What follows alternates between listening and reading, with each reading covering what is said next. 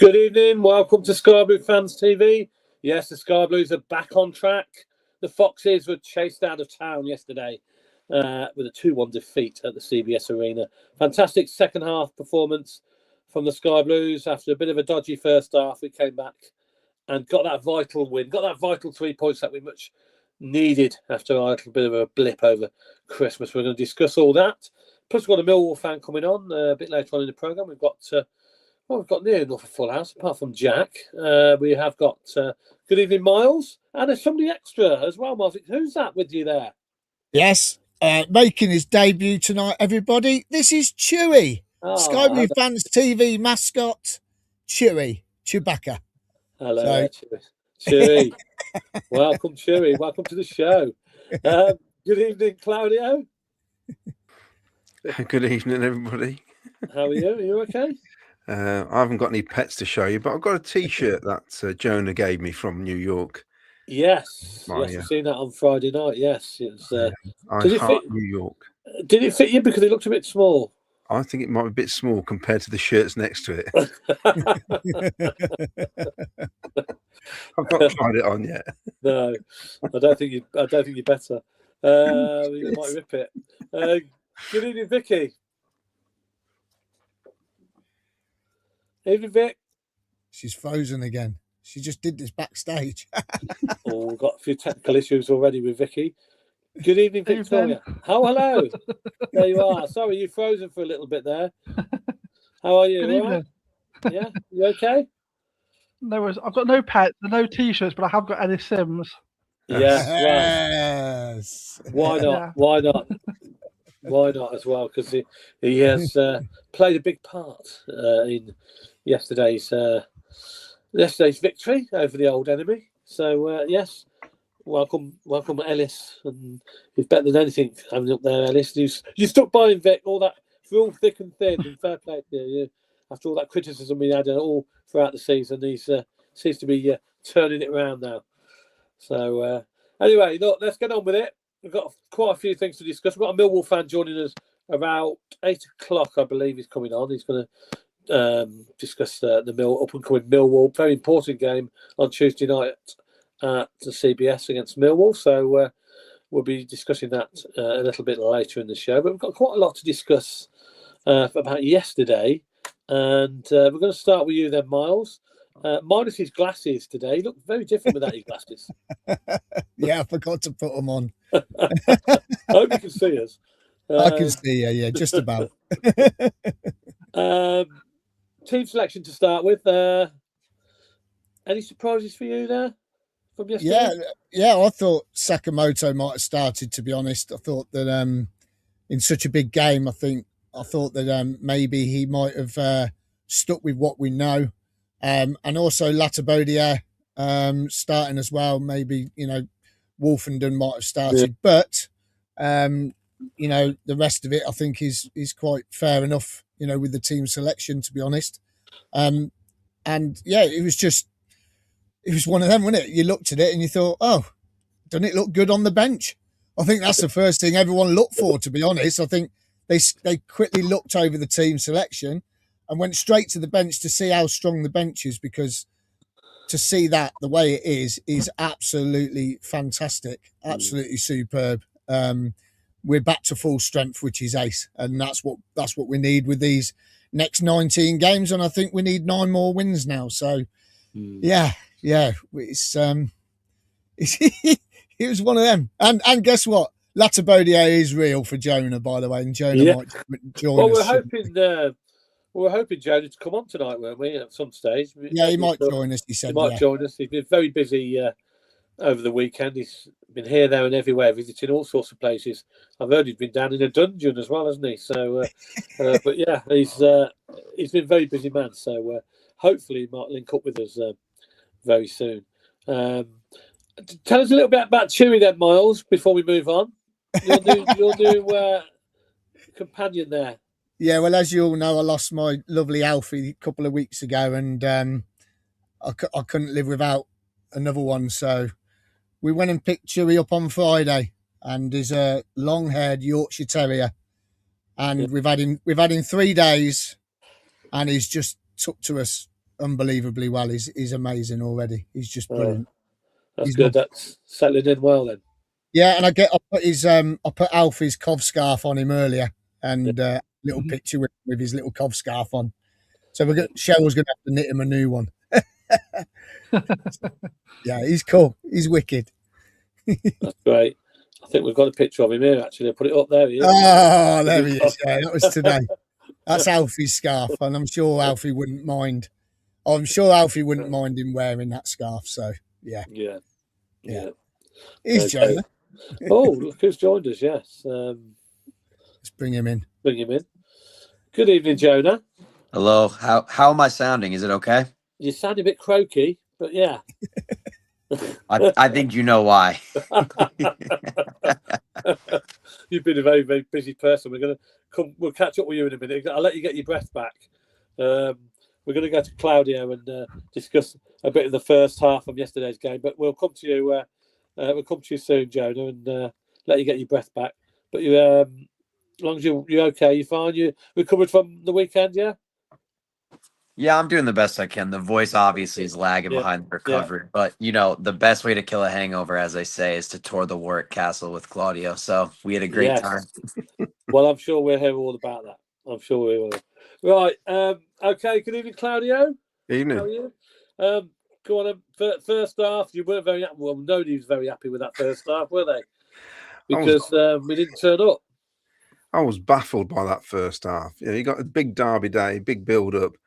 And the frailties were all there in defence, weren't they, to start with? We were all over the shop. I don't know whether or not it's because Van Ivak and De Silva yet again pushing high up, little protection in the first half. We got exposed so many times down the flanks, especially down Jay's side.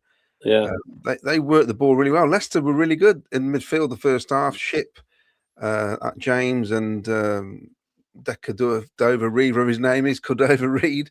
They ran the show basically. I didn't think we got anywhere near them in the first half. Yeah. Their defence was a lot stronger than ours. We looked frail. It was weird, and we were lucky yet again that we got such a good goalkeeper. Because, I mean, that deflected shot could have been 2-0, couldn't it, to a keeper not as good as Carl Rushworth, and I don't think it was any coming back from being 2-0 down. When I sat there and the people I was sitting with, we actually were going, how are we actually losing anyway? Because I know Leicester are stringing a few good passes and good moves together, but they still look vulnerable at the back if you got at them, but we didn't seem to get at them at all in the first half. No, it was now whether or not it's because, I mean, the changes were interesting. You mentioned the team selection. I think he threw a curveball starting Sims. I didn't expect that at all, to be honest. No, because obviously we know he loves a bit of Hadji Wright, doesn't he? And that was and also Torp coming straight in again. So it was interesting. I felt the first half we didn't get to grips with the occasion. We looked really nervy, and people saying, "Oh, we looked a bit knackered." I think it was just nerves that first half. It's every game is going to be nervy now. So if you come against a team who I mean, Leicester have got a very good squad of players. They can turn it on once they get their heads together. But I think we got away with it in that first half. To come, one goal down. I was relieved at half time. It was only 1-0, to be honest, because could have easily been 2 or 3, couldn't it? Yeah, and we didn't really look threatening. We had a few balls flash across the box, but we didn't look at it at all. No, and I'm still worried about through balls. Someone needs to take charge sometimes. I don't know who is actually taking charge in the middle of defence, if anybody is, because even the goal they scored. It's a beautiful ball around the corner that the guy does, and he takes it well. But yet again, it looks like 2 players are trying to play offside and 2 players are trying to play I don't know, a straight line. It was weird. Yeah. So it was a poor goal to concede the way they did it. Yeah, and no doubt they got a real hammering at half time. Yeah. Well, yeah, I mean, going back to the selection, as Miles was saying, I was surprised that the Wolf didn't play, to be fair, ahead of Latibayer, but that surprised me in the selection. That was one of the big surprises for me. Torp coming back, I thought maybe possibility he might come back, but you're right. I was probably thought Hadji might have started. instead of Sims, but he opted for the other option. Then he might change that again come on Tuesday night. Ken, I think Latibodio knocked on Frank's door and said, "Frank, I've got to play because Jonah's coming over and he doesn't believe I'm real." Well, he certainly was. He certainly was real. He was on the pitch there. So, well, Frank mentioned that he was working hard, didn't he, or something in training on, and sort of, was showing a bit in training. But yeah, I just thought we weren't at it at all. I mean, that first half was a bit of a hard watch at times, but we come away with it 1-0 down, which wasn't in the end wasn't that bad. No, Grimes legged it off the pitch as well at half time. Yeah. As soon as that whistle went, he was straight down that tunnel. It was like, we've got to regroup here, boys. I think he had a few things to say. It'd been nice to have a pin drop in that dressing room at half time, see what Frank actually had to say. Good evening, Vicky. Evening. Second half, then it was a lot better, wasn't it? When we came out, a lot better. You could tell straight away. The first 5 minutes or so, we were a lot more sharper to the ball, and it paid dividends, didn't it? We didn't have to wait very long for the equaliser. No, that was a good start to the second half, wasn't it? Getting an early goal and it just settles things down a bit. Well, I think Claudio's right. There was a lot of nerves and probably a slight dip in confidence in that first half, and we were just too slow generally. And we've spoken loads of times on here, haven't we, about how much of a better team we are when we're just quick and moving the ball about well and actually just playing some football. And in the first half, you just saw very little of that. Like, players are taking extra touches that they don't really need. It's all just very slow and just allowed Leicester too much, I suppose, respect in that first half. And then the second half just came out and showed a bit more about what we're about, really. I think just went quicker, sharper, and it just was nice to get a relatively early goal to help settle things down a little bit. Yeah, I think I don't know whether it was a lot of nerves or whatever it was in the first half, but there needed to be a massive improvement in that second half for us to get anything out of it. Because if Leicester would have scored that second goal, if they would have come out and scored a second goal straight away, then we would have been in trouble, wouldn't we? It would have been interesting to see how we reacted after that. But to get that early goal, I think it would have shifted the atmosphere. Yeah, without a doubt.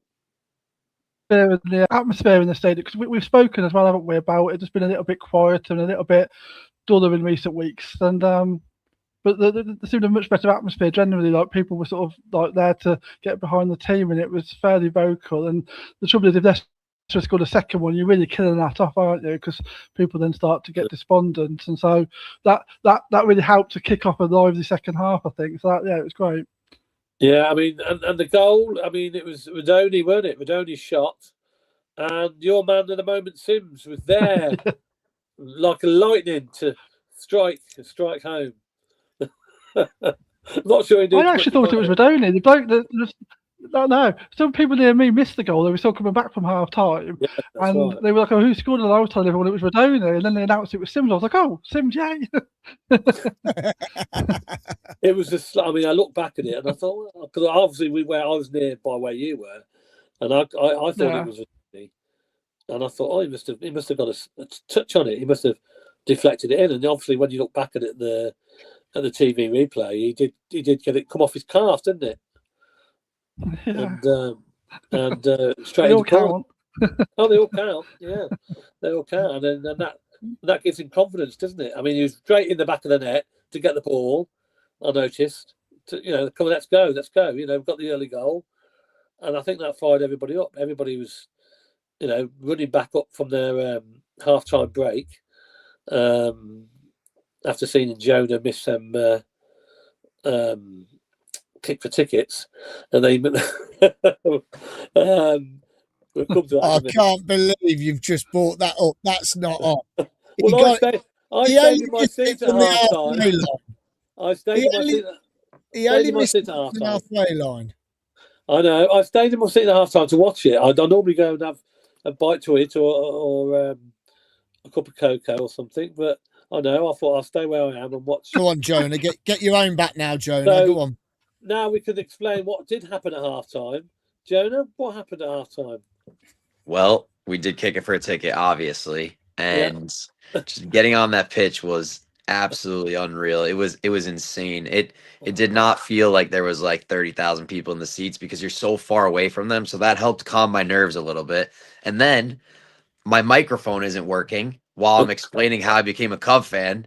So I'm freaking out and I paused for like 2 seconds. And then he gave me his mic and it was all fine. But the first three kicks, I went in saying, there you go. If I make it to the final kick, that's a win for me. Anything with past that is house money. And the first three were in. And then the last one, I took an extra deep breath right before. And it just, the nerves really hit me there and I scuffed it. But I don't really think that there was ever a land or a world where I was going to win. But make it to the final kick. Don't embarrass myself. Didn't fall. You take that. Yeah. I mean, yeah, you obviously pleased to get the two and disappointed to get that third one. But what did you get? They gave you something in the end anyway, didn't they? They gave you some tickets. So yeah, they ended up giving me the third tickets. I think it's 2 tickets to the Mahoo Lounge. So they're gonna contact me. Actually, by the way, too, my vlog is uploading right now. On there, I used the Meta glasses to record. I had to make sure that I was allowed to do that. So I have a video of me doing the entire thing, and at the end, I'm walking into the tunnel to speak with the presenter and whatnot, and BTA and Socks run out right past me, and Haji walked right past me. Oh right, okay. Oh wow! Yeah, it was so cool. Haji is a unit in real life. Yeah, you'll see that on your video then, won't you? Yeah. When you put it up. But Brilliant. did it feel that third one when you're on the halfway line? Does it feel a lot harder when you're out there than when you obviously sitting in the stand from the halfway line? It seems quite difficult, doesn't it? I presume if you're out there on the pitch. Yeah, a long way away. The issue for me is that I wasn't exactly sure how far it would actually be until I got there. So I think that's kind of why the first 3 kicks, because I knew that I didn't need to put too much power, I didn't have to really like leg it. And on the last one, it is very far, obviously. So I'm thinking in the back of my head, I can't use the same exact mechanics. I have to go a little bit harder to get that roll into the net. And obviously then just everything went out the window and I just hooked it. Yeah. Yeah, it was, I mean, I was delighted that you got some. I'm delighted you got the 2 anyway. And just a shame. Not many people do get that third one, to be honest. Yeah. You got to be. You need a little bit of luck sometimes. Exactly. I mean, I got a little bit of luck on the third one. It was a good roll. I had a good roll, so yeah. Anyway, tell us about the game. Jonah, before you tell about the game, you reckon they used some sort of funfair ball, didn't they? Not a proper football. Like something from the fairground. They were different from the ones the players were using, so I don't know if they have designated ones for it or not, but no conspiracy theories on that. I don't know. I'm not going to make excuses. I knew I wasn't going to make it, but just overall, the experience was, I mean, it still hasn't hit me, just everything that's going on. I mean, just seeing all of the support in real life and talking to everyone. And I mean, I was being gifted things, like someone gifted me this. I forget his name, but if you're watching, thank you so much. So many pints, drinks. Miles was looking out for me. Miles sorted us a bus into the city center, just the hospitality. And then just obviously on the football side of things, Singer's atmosphere is so much more than I even expected, and I already knew it was absolutely crazy. The thing that really stuck with me yesterday was after that first goal went in, it was about 5 seconds of doom and gloom, and then right after that, everyone just goes right back into cheering, right back into the Sky Blue Army chant, and that was a big reason why they were able to turn things around. Obviously, we are, sometimes a second half team, so that helped as well. But just having the support, I think, was the biggest thing for them because clearly, like Haji, Sims, EMC, like they need that confidence of the fans and whatnot, and they got it yesterday. The second half was fantastic turnaround, wasn't it? I mean, what were you thinking at first half? I bet you were thinking, oh God. Well, first I was thinking I'm getting booed off the pitch because everyone was angry. If we were tied, if it was drawing or we were up, I feel like it would have been easier for me when the players were running by me to be like, Sakamoto, or like just say someone's name or something. But I didn't want to say anything to them. But yeah, no, I was I was definitely a little upset in the first half. I always feel optimistic when we go down, though. We've had multiple games, especially at home, like the Sheffield United game, where we can turn it around, because in that second half we come like shot out of a cannon, and we saw that today. Yesterday. Yeah, it's fantastic second half performance. And you made the bold prediction, didn't you, with me down at Dillon? There we were, yes, on Saturday morning. And I spoke to you, and you told me what? What did you say the predicted score would be? I nailed it. I've said it like 3 or 4 times at Dillon's to a couple different people. I said 2-1 Cov. Haji comes on and scores the winner. And exactly what I tell you, what odds you would have got some good odds at the bookies if you put a bet on that. I know, right? I should have. Yeah, that's exactly what happened, weren't it? He was in the right place at the right time for that winning goal, wasn't he? He needed it so bad. He had I spoke to all of you about it, but he had an unreal game yesterday. It lit a fire under him being dropped, I guess, and he's using his strength, and he was everywhere. Really, really satisfied with his performance. Did you think he was offside? I mean, because there's a lot of they were moaning about being offside. I mean, I couldn't see from where I was down at our end, and they were moaning about offside. But I'd have to have a look at. When I looked at it again on telly, obviously he wasn't offside. You could clearly see he was. Did you initially think he was off? I sort of stopped for a second because the players were all running towards the ref, but then when I realized it was the Leicester players, then I just let it go. We went berserk when that goal went in. I actually had a microphone on. My microphone came unhooked off of me, and it went down like 3 different rows. I had like 20 people helping me look for it. It was and obviously you could hear it the voice too. I think that may have something to do with the time after the game, but also that just screaming my heart out. Yeah. And on the nothing to do with all the Jaeger bombs and all the beer that we drank then. Oh my goodness. We walk into Dillon's after the game, and there's a guy that just has 12 Jaeger bombs, and he's just like calling me over. It's so funny. That goal, I don't know what you guys think. I actually thought it was going to get disallowed because somehow our magical Japanese player Sakamoto put that player on his arse, basically. And I thought, please don't give a foul for that. That's not a foul. No. And then when it went across, and I noticed that the referee was doing this to the Leicester players. I think they thought Tats had handballed it or something. Right. And either that was making a reference, it was a shoulder or something, like a charge, and not a foul. I thought, please don't disallow that now because, limbs and everything. Even where I was sitting, it was crazy. It was brilliant. I mean, it looked like it was going in anyway, didn't it? That shot, but no.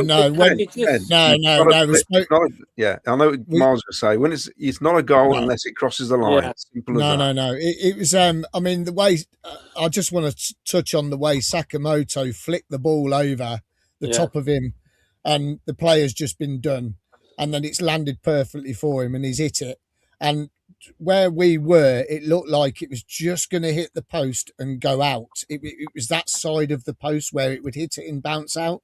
Yeah. And if Hadji hadn't gone for it and it didn't go in, everyone would be moaning, why hasn't he gone for it? Doesn't matter who scores that goal. Yeah, I agree. You want your striker pouncing on it. You want him following in, and that's what he did. And EMC was behind him anyway, so if he missed it, it would have been hard work. But he shouldn't be missing it from there. No. But the way Sakamoto, I just want to say, the way Sakamoto moved the ball when he came on, it was amazing. And Milan was a completely different player to when SA was on there. I felt that Milan couldn't trust SA to track back if Milan got forward. And when Sakamoto come on, Milan's game changed completely. It was unbelievable, his game. Yeah.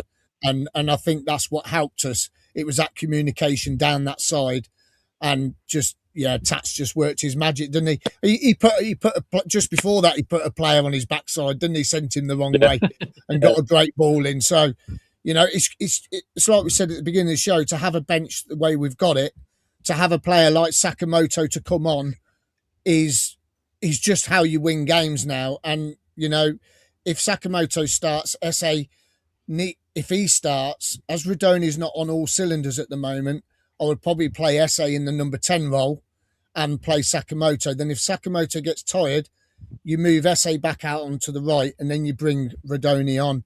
I think that's how you got to work it now, because of that skill, that level of communication those two players have got together, Milan and Sakamoto. You can't replace it. And for me, I know he's my favourite player, but he's undroppable. You can't drop Sakamoto. And I know he needs rest. I know that. I get it.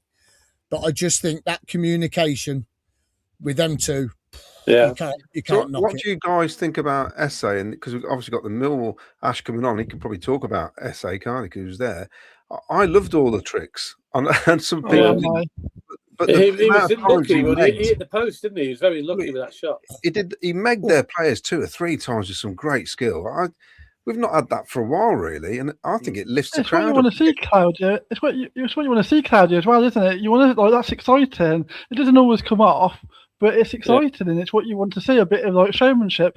Like all the other players can do like this, like the steady stuff. But yeah, I'm with you. I was loving that, and I saw people moaning on social media like he was trying one trick too many. It didn't always come off, but.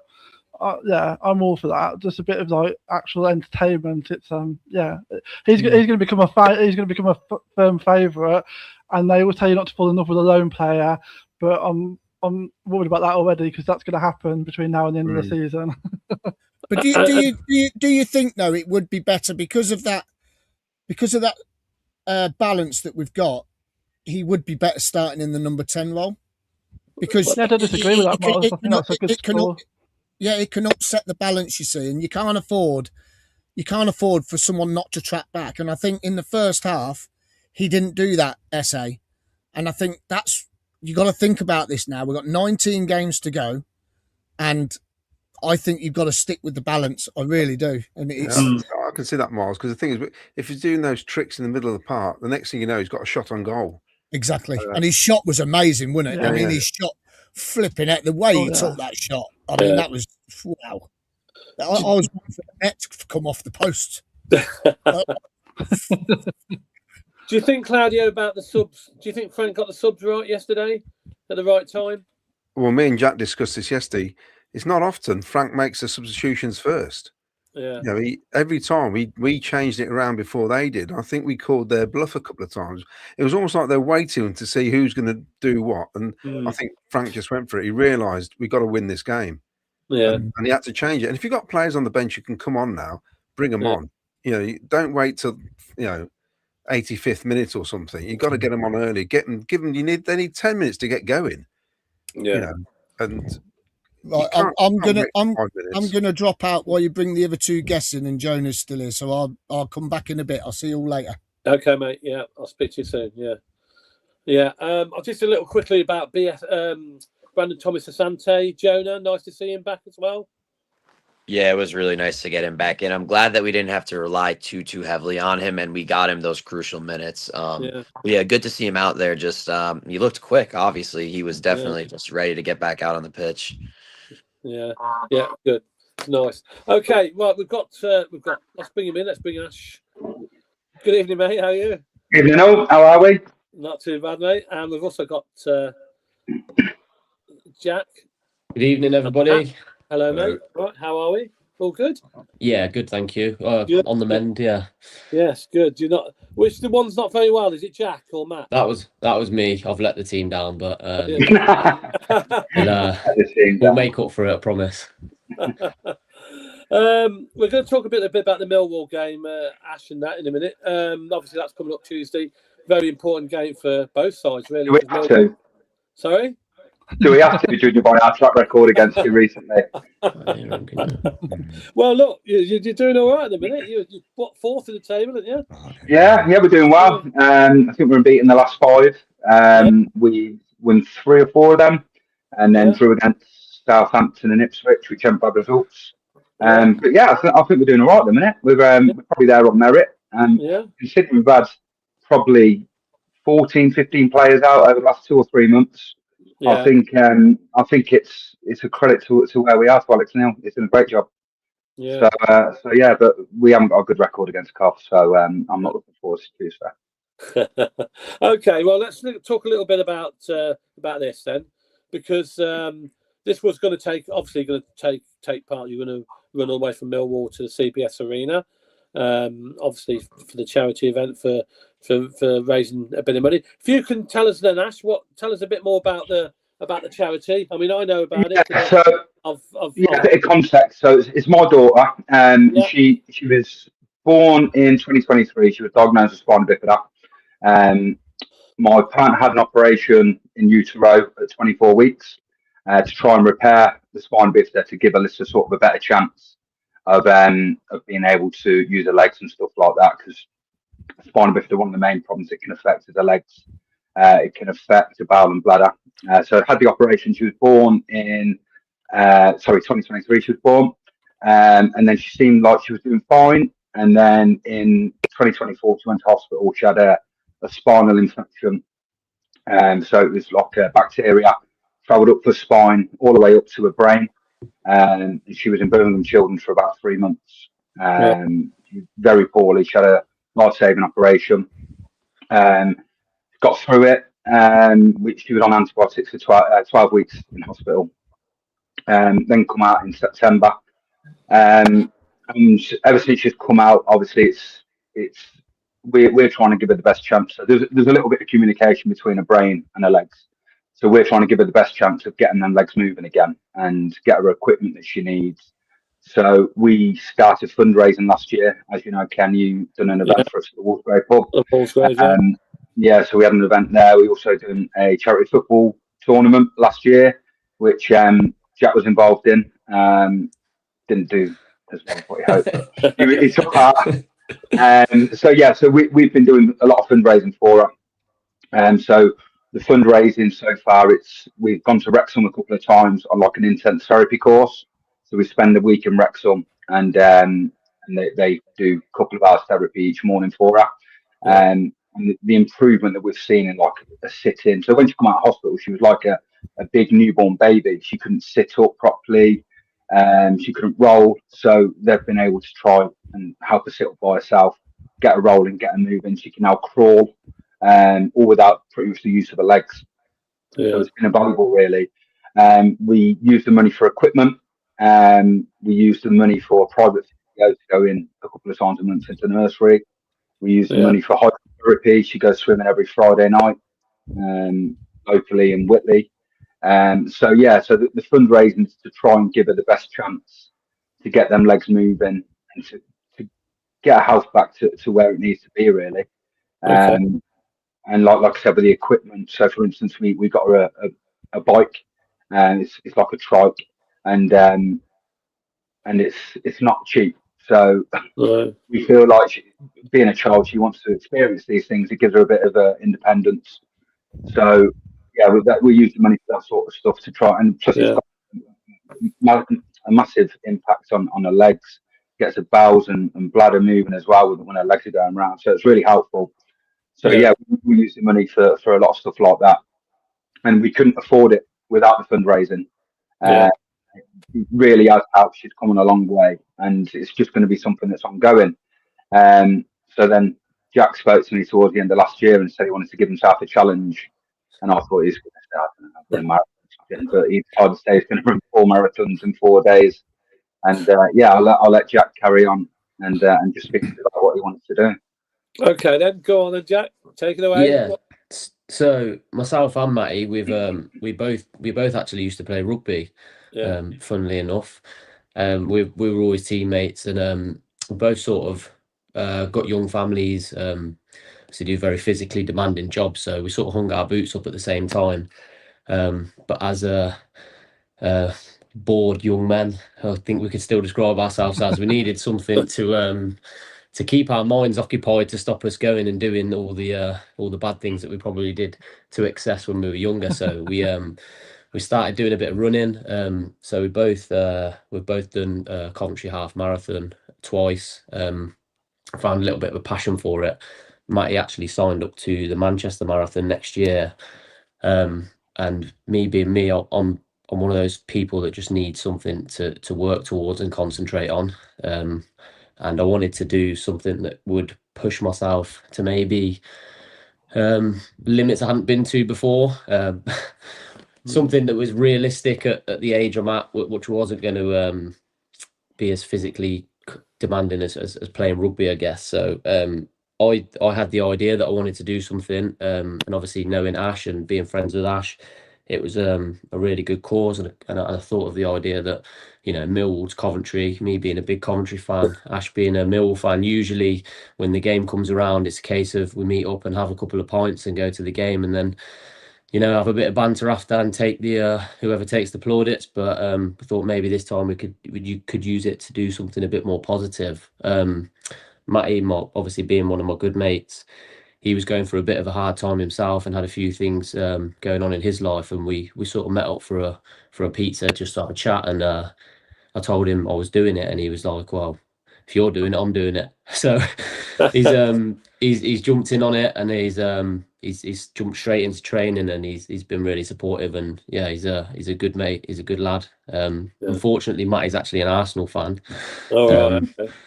But I have managed to have the chat with his son last May, when it was the Middlesbrough game, last game of the season. We were away for my partner's birthday, so I had the chat with his son while we were watching the game and told him how important it was to support his local team. So we've got another one in the Sky Blue Army. But yeah, good. So obviously bit gutted, really. Trained for probably 5 months for this, throughout the winter, cold nights. And just unfortunately got hit with a really bad bout of illness just before Christmas. And I guess probably my commitment to Coventry City hasn't helped the cause, because I was in the away end at Charlton and Birmingham, not feeling very well, and absolutely freezing to death. So yeah, we got to a point last week where we just knew that it was going to be untenable, and obviously with it being such a big challenge, we have raised quite a bit of money so far, and obviously we want to raise as much as possible. Decided that we want to make sure that when we do start it, it's not something that we're going to just drop out of the first day because I was too ill to do it and hadn't had enough training. So we decided to postpone, to give ourselves the best chance. You know, we are going to complete it. Once we start, we will make sure we get to the finish line, no matter how we do it. So it was unfortunate. We'd have probably been, you know, halfway through it now. We'd have been in Milton Keynes somewhere, hopefully. I was going to say, how long was the plan? How long did you plan for in hours wise to do it? So we actually did a simulation day in training, probably about 4 or 5 weeks ago. So we went to Draycott Water just for the day, and we just broke it down. And I think moving time, we did the marathon in under 5 hours. But obviously with stops and food and stuff like that. But I guess we're probably both at a physical condition where a marathon once across a day is pretty manageable now. But doing that 4 days in a row, that's gonna be the real challenge. So, but you know, I guess it's with the reason why we're doing it is a really good one, and I think that will probably be motivation enough for us to, you know, when we're feeling a bit sorry for ourselves and we want to stop and we want to give up, we'll just have to have a look at the page and look at Alyssa's videos and everything that we're working towards, and hopefully that'll be enough to get us over the line. Yeah. And have you got new date for the? Yeah. So we're going to do it on the 6th of March. Okay. So we've changed it. So because we're not, obviously the plan was originally to finish at the Millwall game. That's obviously not possible now. So we've moved it to a Friday to a Sunday, which is just better for ourselves. I was hoping to do it in February, but my partner's having an operation early February, so I've got family commitments. Yeah. So March is ideal. Hopefully the weather will be a little bit nicer. We've got a little bit longer to train, and then depending on, I think I was talking to Ash, depending on what the situation is, obviously with games wise, I haven't looked at the fixtures, but it may be that we finish somewhere local to Coventry, like the Wallsgrave, where we've done a lot of fundraising before, somewhere that's going to be a bit more child friendly. So if any of our families and friends and people want to come, and they can sit inside and so looking forward to it. Yeah, well, hopefully we'll still be top of the league, hopefully, by that time. Oh, I hope so. I hope so. It's a long way to go, though. I'm not getting carried away. I've seen plenty of ups and downs over the years. That's what Cov fans go through. we're not getting too excited, but we're still there at the minute. So we never do it the easy way, do we? no, we don't. No, Oh, never. we've had a bit of a blip, haven't we, Vic? But we seem to have turned it around on Saturday, didn't we? Yeah, So, wow. It was Probably the best. I think that's probably the best one of the season yesterday, wasn't it? So especially the second half, anyway. Second half was First half we weren't at it, but second half we certainly turned it around. Okay, then. Well, that's fantastic. I mean, Ash. I mean, are you all going to be there on Tuesday for the Millwall game? Or... Yes, I'll be there. Firstly, I'd just like to say I'd give a massive thank you to Jack and Matty for doing what they've done so far. I think we've raised about £2,700, which is massive. Yeah. And it goes a long, long way. So I really do thank them both for taking this on. It's really appreciated. And just another bit of a fundraising thing as well. Cov are actually sending me a signed shirt from the whole squad. So I'll be raffling that off, and I'll be drawing it the day that they get into Coventry. So the shirt will be beyond about the Wolves grave. But I'll be taking sort of raffle over the phone or whatever. So as soon as I've got the shirt, I'll send the details out, and if you could pass that on, and if anybody wants to have it, that would be sort of £5 to go, and then it will just be entered into a big raffle, and then we'll draw it the day that they get to the Wolves grave. So as soon as I've got the shirt, we'll get a picture of the shirt, and then we'll put it up. We'll put it on, and any of our listeners or viewers that want to have a go, I can put them in touch with you, and you can. That'd be great. Yeah. Brilliant. So I'll be there on Tuesday. Looking forward to it. Yeah, I'm looking forward to it. Tell us about SM, because he played for you, didn't he? Yeah, loved him. Brilliant player. Absolutely brilliant. He's one of them players that you can look at and you think, how's he done that? He's got a bit of everything. I think he's still young, so he flicks and tricks he sometimes does in the wrong places. When he was at this, I prefer it in the final third, and sometimes he got caught doing it on the edge of the area and stuff like that. But he is young. He is a great player. You'll love him. I've seen a couple of highlights from him yesterday, and he looks the real deal, doesn't he? He is a good player. He certainly started off great. Great for us so far. It's just what we need, really. The bench on Saturday was a lot stronger than it has been, and that's what we've been lacking over Christmas. We've had a bit of illness in the camp and injuries and stuff like that, and we haven't really had the players on the bench to change the games. I think you've got a bit of a small squad, haven't you? You did have a bit of a small squad. Small. And obviously, that Christmas period is a busy period, and if you pick up 3 or 4 injuries or a couple of suspensions, then you look like a different team. And I think I've seen that. I watched the Birmingham game. You didn't, even though I thought you probably deserved to get something out of the game. Yeah, you weren't how you were earlier in the season when you put 4 past us. But he's unreal. And just a little note on his character. So he was actually going to be out of contract with us at the end of the season.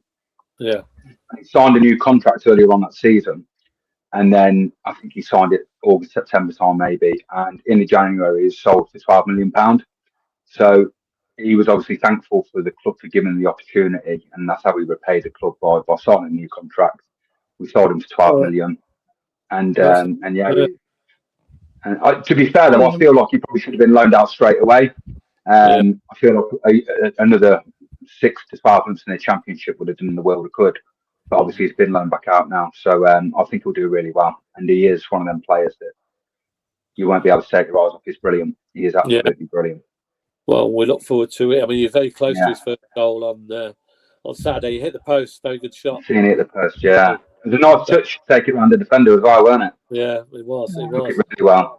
Any more players we've got to look out for on Tuesday night? We might be in the Millwall team. Players to look out for. I'd say there's probably Femi Aziz, who's our top goal scorer at the minute. Yeah. He's been unreal when he's been fit. Tristan Kramer, he's centre half, but he's been playing right back, and he likes to get up and down. He's a very good player. I'll be lucky. I think we'll be lucky to still have him come end of January. Yeah, he's brilliant. I think he's going to go on to bigger and better things. He's absolutely brilliant. I'd probably say them two. Alfie Doughty has started to kick on the last couple of games. It's looked really good. And we're just starting to get a couple of players back from injury now. So like I said before, we had quite a lot of the team missing. and they're slowly coming back now. So we had Josh Coburn come back. He's scored 2 in the last 2. He's looking quite good. Yeah. But I'd probably say 2 to look out for would be Kramer and Aziz. They're probably the players down the right hand side that will make things happen for us. Okay. So it'll be an interesting game. Alex Neil's done a good job for you. Are you happy with the manager? Yeah, he's absolutely brilliant. He gets it. He gets the club, and he's honest. If he makes mistakes, he'll tell us he's made a mistake. And I think he made a mistake when we played you earlier on in the season. Yeah. I think we set up to have more of the ball against a team like you, and it was the wrong move. And realistically, we should have been looking to sort of counter you. Whereas I remember Wright's goal, and that's one of the best moves I've probably seen. How quick he got it from back to forward, Wright being involved, and when he headed it in. So I'd like to think we'll set up a little bit differently come Tuesday. But yeah, it'll be an interesting game. But Alex Neil is our perfect match at the moment. I wouldn't want anybody else there at the moment. He's brilliant, and hopefully we can kick on and stay where we are. But it's going to be a tough. You had a good result against Watford, didn't you? Yeah, we played really well Saturday, really well. We pretty much dominated the game. I think they had 1 or 2 chances, and we probably could have scored 3 or 4. We look really good, but it's no coincidence now we're not playing players out of position. Like a couple of weeks ago, we played a game. We ended up with a right back and a left back playing centre mid, and you can tell like it just doesn't work. And now we've got players coming back. We're starting to look like a half decent team. Yeah. How many fans are you planning to bring? You're bringing a full... I don't know if I'm being honest. They don't really announce it until the day or the day before. I'd like to think we'll have about 1,000, maybe 1,200. Wouldn't be too bad for us. We're not the best of travellers outside London, as people probably know. But yeah, if we have 1,000 to 1,200, then I'm sure we'll hear them. Yeah, they'll be very vocal. That's normal. It'll be good. The atmosphere will be good. The atmosphere at Cott's always good. Yeah, we're getting good gates now. So most of our gates are averaging around 30,000 now. So it's good. It's nice to see the CBS full. You know, and deserve it as well. Like from everything the club's been through over the last 10, 15 years, from Northampton, Birmingham, I think Burton as well. You deserve it. You deserve all everything you're getting at the moment. So may that continue for you. Yeah. Is our old friend Romain, I say, going to be starting on Tuesday, do you reckon? I think so, yeah. I think he will, yeah. Where did he play on Saturday? Did he play in the 10 or on the wing? On the wing. On the wing. On the wing. But he can play anywhere along that front, can't he, apparently? So yeah. Be interesting to see what sort of position he ends up playing mostly for us. But I don't know. I think he'll play on. I think he'll play on Tuesday. But it'll be interesting to see. Frank might, now he's got a bigger, stronger bench. He might swap it around a little bit. Rotate. Whereas before we couldn't. So you might see Hadji Wright starting on Tuesday rather than Sims. So, I know he gets some stick, but he always scores against us. Always scores against us. Be interesting to see. Give us a score prediction then, Ash. I will snap your hands off for a 1-1 draw right now, and that's what I'll go with. If we got a draw on Tuesday to get 4 points from Watford away and Cov away, going into Charlton at home on Saturday would be a great week in my eyes. So my heart says 1-1. If we nicked a 1-0, that would be unbelievable, but I can't see it. But from previous experience and what's happened over the last couple of years, I'd be lucky if we got a 1-1. Yeah. Okay. Well, what about yourself? Me, I think we'll continue our good form at home. I think we'll win. I think it'll be tight though. I don't think there'll be many goals. Probably I'll go for another 2-1. I'll be happy with another 2-1 like Saturday. 2-1 would be, or even 1-0 would do me as long as we get the 3 points. Yeah. But I think it'll be tight. I don't think there'll be many goals for some reason. But it'll be interesting to see. I think it'll be tight as well. I think the issue is that we have sometimes, if we go down 1 or 2-0 early doors, we don't end 1 or 2-0. It ends 3 or 4-0. And it's happened a couple of times. We just end up chasing the game. and it just gets a little bit embarrassing. Whereas if we're in a game, it's usually quite tight. So it could be 1-0, maybe 2-1, but I'd take a 1-1. Yeah, I'll stick with that. Jack and Matty, how do you see the game going on? I think it'll be 3-0. 3-0. Okay. Yeah, I think it'll be tight first half. Maybe one goal either way in the first half, but I think we'll just be too strong in the end. I don't think they haven't got a very good record when they come to us. Like it says, they don't necessarily travel that well. I don't think. No. I just think we'll be too strong now. I think you will see the confidence that we had from when we played them last time. You've got the Brandon Thomas-Asante coming back into the side. You've got two new wingers pushing Sakamoto. You've got Haji Wright and Ellis Sims both on the score sheet at the weekend, albeit scrappy goals. Sims, I think, has scored 10 goals in 9 starts. He's got the best minutes per goal of the whole championship. So I think we've got 3 players in the top 10 top scorers. I think they're coming back at the right time. I think it will be close first half, but I do think we'll be too strong, and I think we'll probably grab a couple of late ones. All right. Bit like last time. Okay. Claudio? Yeah, I've never enjoyed matches at home against Millwall. They're dire. I'll take that as a compliment, Claudia.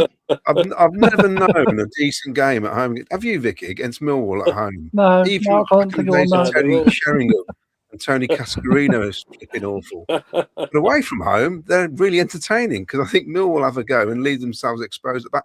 Even the game which I saw, I mean, the only one game I've seen win away from home in recent years is that 1-0 away win. That was a scrappy game, but it's normally entertaining down at the New Den, isn't it? But at home, I took my wife to. It was a birthday, and we played them on the 29th of December. And she said, "What we doing?" I said, "I'm taking you to watch Millwall for a birthday." And we lost that. We lost that 1-0. She refused to go on Valentine's Day when we played. Yeah. So I took my best mate to the football instead. But we won that. Yokere scored, I think.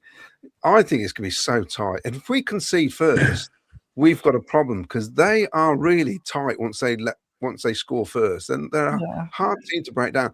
And regarding Esse, I don't know if he'll start because of what Millwall have got. They've got a bit more power than Leicester in midfield in terms of strength and the type of player that he's going to come against. So wouldn't be surprised if he's on the bench on Tuesday. But we said last week, didn't we? It's bizarre because we'd have taken a draw against Leicester because they're so far down the table, but we want to beat Millwall to make sure they can't catch us up. So 4 points out of these 2 games won't be too bad, but we have to win on Tuesday now. I think we'll sneak it, but it's going to be, I reckon it'll be a dreadful game of football when we win 1-0. I think it will be tight. And like you say about the midfield, we've just had a couple come back. We're playing centre mid. And Denor, who's probably one of our best centre midfielder player, he's just come back from, I think he was out for a couple of months. And he played 45 minutes on Saturday. So I don't know if he will start or if he will come on towards the end. But we're still light in them areas. We've got 2 or 3 long-term centre mids that are out. So it'll be an interesting one. We've had Alfie Doughty playing centre mid the last couple of weeks. And he's looked all right. But you just tell he looks so much better on the left when we've got a centre mid playing in the correct position. So it'll be interesting to see who we start. I think Billy Mitchell will start in the centre, and then whoever partners him, I don't know. But yeah, it'll be interesting. What are your thoughts on Rob Edwards? Because he seems to be doing a good job with us with Frank Lampard. I really like Joe Edwards. Joe Edwards. He's a Wolves manager. Yeah, that's Wolves manager. Yeah. So I really wanted it to work out when he joined us. And his first game under control, we won 4-0 away to Sheffield Wednesday. But I think he tried to change too much too soon. So you got to think we had Neil Harris and Gary Rowett as managers before him, very defensive-minded midfielders, not very ball-playing teams. Edwards come in, and I just feel like it was too much of a change at once, and we were going down under him. Unfortunately, he come across really well, and he seemed like a really likable person, and it just wasn't going to work. And then Harris come back in, steadied the ship, kept us up, and then left the year after. But I really like Joe Edwards, and I think that's probably a bit of the connection because Esse was playing quite a bit under Joe Edwards. and I think they got on quite well. So he's a good coach from what I hear, and I think he'll do well under Lampard. It's interesting because because a couple of times. You beat Sheffield Wednesday away the first game, and then we battered you the second game. Yeah. We all thought, oh no, new manager and all that. They've just won 4-0 away at Sheffield Wednesday. And we come up and we thought, blimey. I think we scored Was that Lampard's first game? No, I don't think it was it? Oh, was it not? Was that the year after? That's season before, yeah. I think we scored 3 in the first 20 minutes or something. It was bizarre. It was a bizarre game. We were thinking, what's going on here? Because we thought we were going to get battered. Yeah. So, yeah. But that's what it was like. And there was too many results like that. And it was the right decision to let them go because we were going down. And God knows what that would have done to the club then. But Harris come back in, steadied the ship. And I think SA suffered a bit when Harris come back in, to be fair, because Harris went with experienced players like George Saville, George Honeyman, that were going to go in and put a shift in. Whereas the thing with SA, he's good at going forward when you've got the ball, but he's not so good at tracking back, or he wasn't then. Which I don't know if you've noticed that or not, but I don't know if that's changed in his game. We have already 2 games he's played, yeah. Yeah. So and you can't do that under a Neil Harris team. You know, you at times it's 11 men behind the ball. So he did suffer a bit with that, and he rarely played towards the end of that season. But when Alex Neil come back in, he played quite a bit, and he looked really, really good. And then obviously he got his move to Palace, which is going to be a good move for him, I think, in the long run. Yeah. Vicky, what's your prediction for the Tuesday night?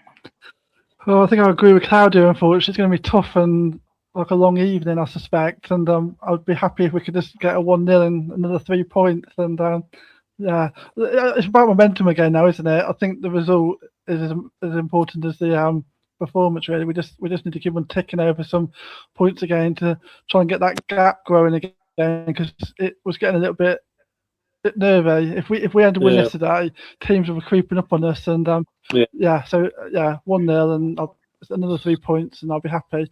So Jack, have you actually got season tickets at the where I have. Like I said earlier, Matty's actually an Arsenal fan, so I'm a season ticket holder. He has been to a couple of games, though. I have to say, he took it because I've got into his son at a young age. His lad Tommy wants to go, so he's been having to take him up.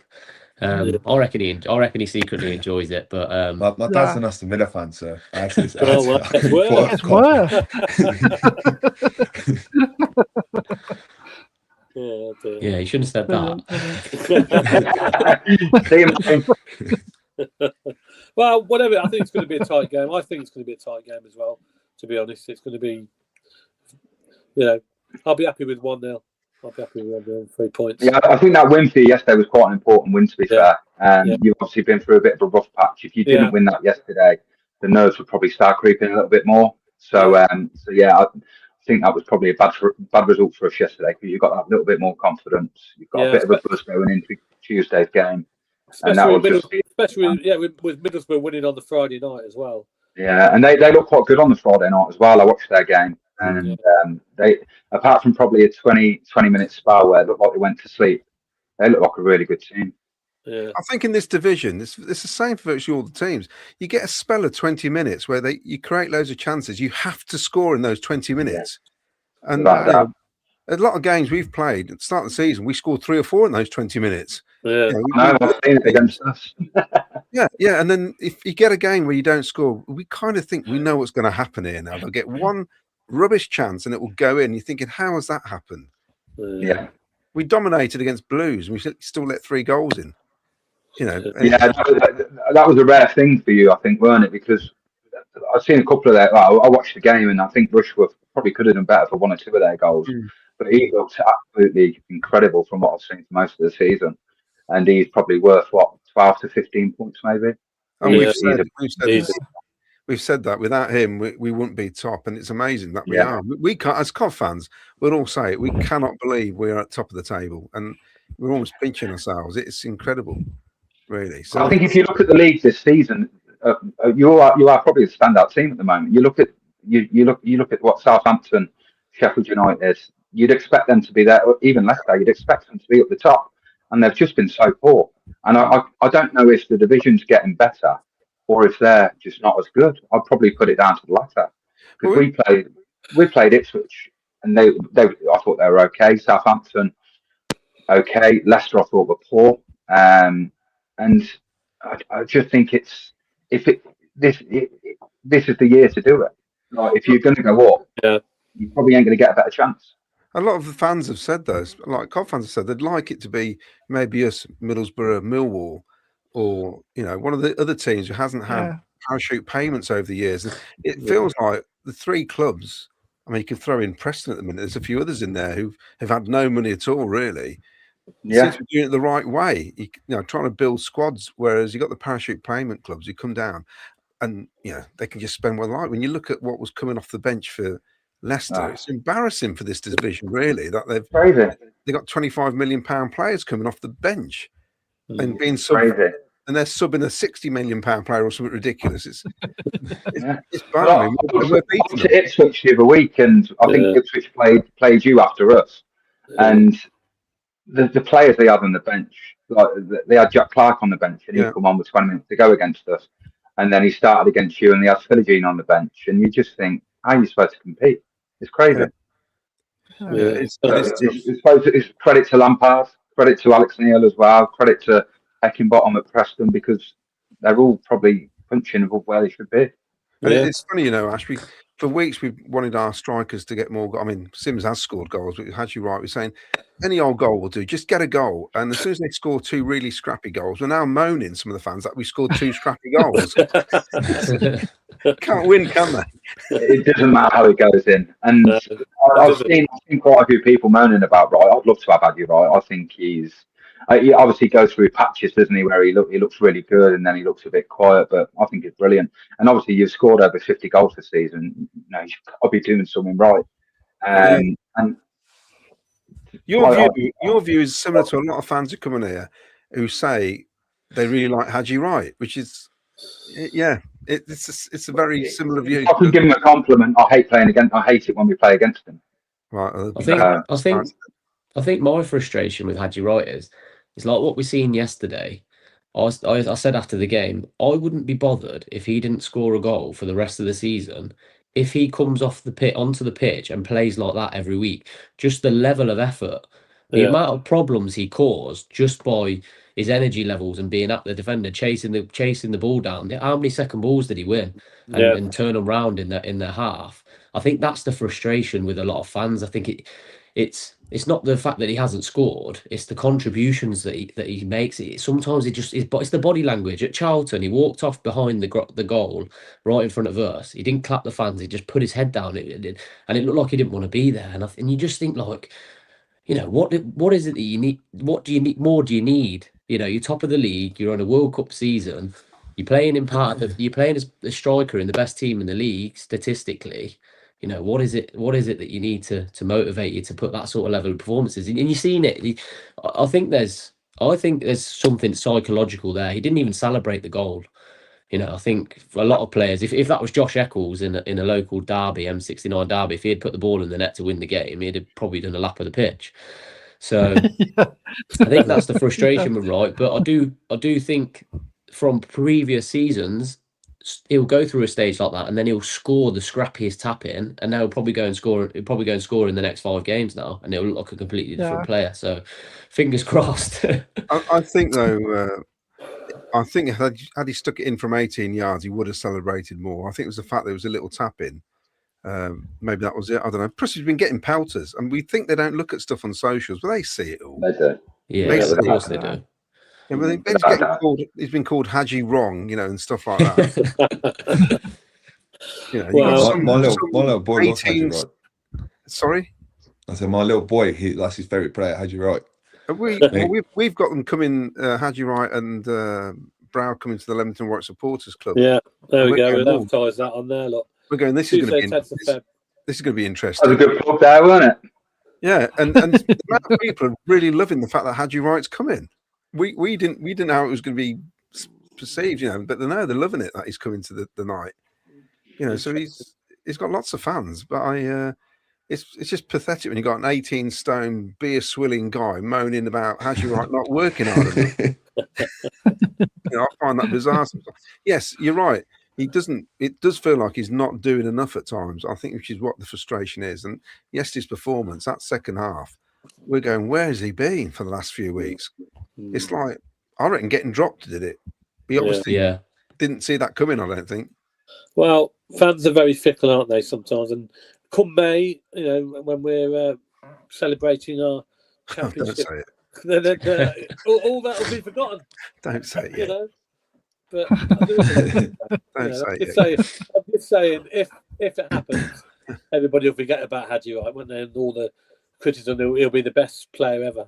Do you think he'll still be here at the end of the window? Because there's a couple of rumours about him going. I think West Ham were linked with him, weren't they? Frank Lampard virtually said that no one of any significance was leaving because he says we want to build a squad. They're letting out some youngsters go, but if he go, and that's why they put this 200 mil price tag, whatever it was. It's just ridiculous. It'd have to be crazy when you win it. It'd have to be some sort of crazy offer. It would derail things, even though he hasn't scored so many goals the last few games. But what's the message to the fan base? Unless he goes for 40 million and then you bring 2 or 3 in, that's different. Yeah, well, we can't afford to let anybody go at this stage, can we? Can't afford. I think you don't need to, do you? You're in a great position, and the only way is up, surely. Like you can't let it slip. And if you start letting a couple of players go, you're just going to diminish your chances, and you'll shoot yourselves in the foot. Yeah. I think one thing that has probably not helped his run either is the fact that there is not one single referee that is going to give us a penalty for the rest of the season. Because if you look at previous seasons, that's usually how he ends his goal drought. Is he'll go a couple of games, then we'll get a penalty, and he'll even 2. I'm sure he's seen him score 2 in the same game. I think it might have been Wembley. Yeah.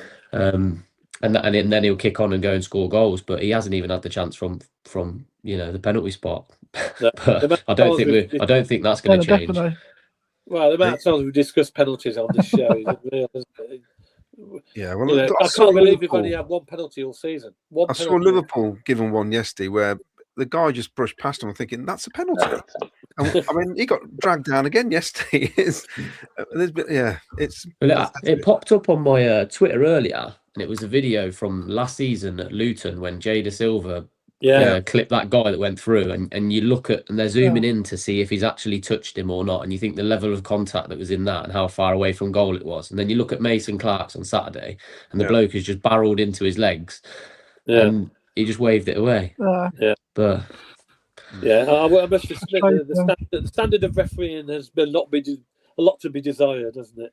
It's terrible. It's absolutely terrible across the board. I think some of the worst officiating I've seen this season. Awful. Yeah, I'll never get away with that on a Sunday, would I, Ash? You always looked after us, Ken. Can't put you for that, mate. Yeah, you got to keep up the plate, Ken, as well. Remember.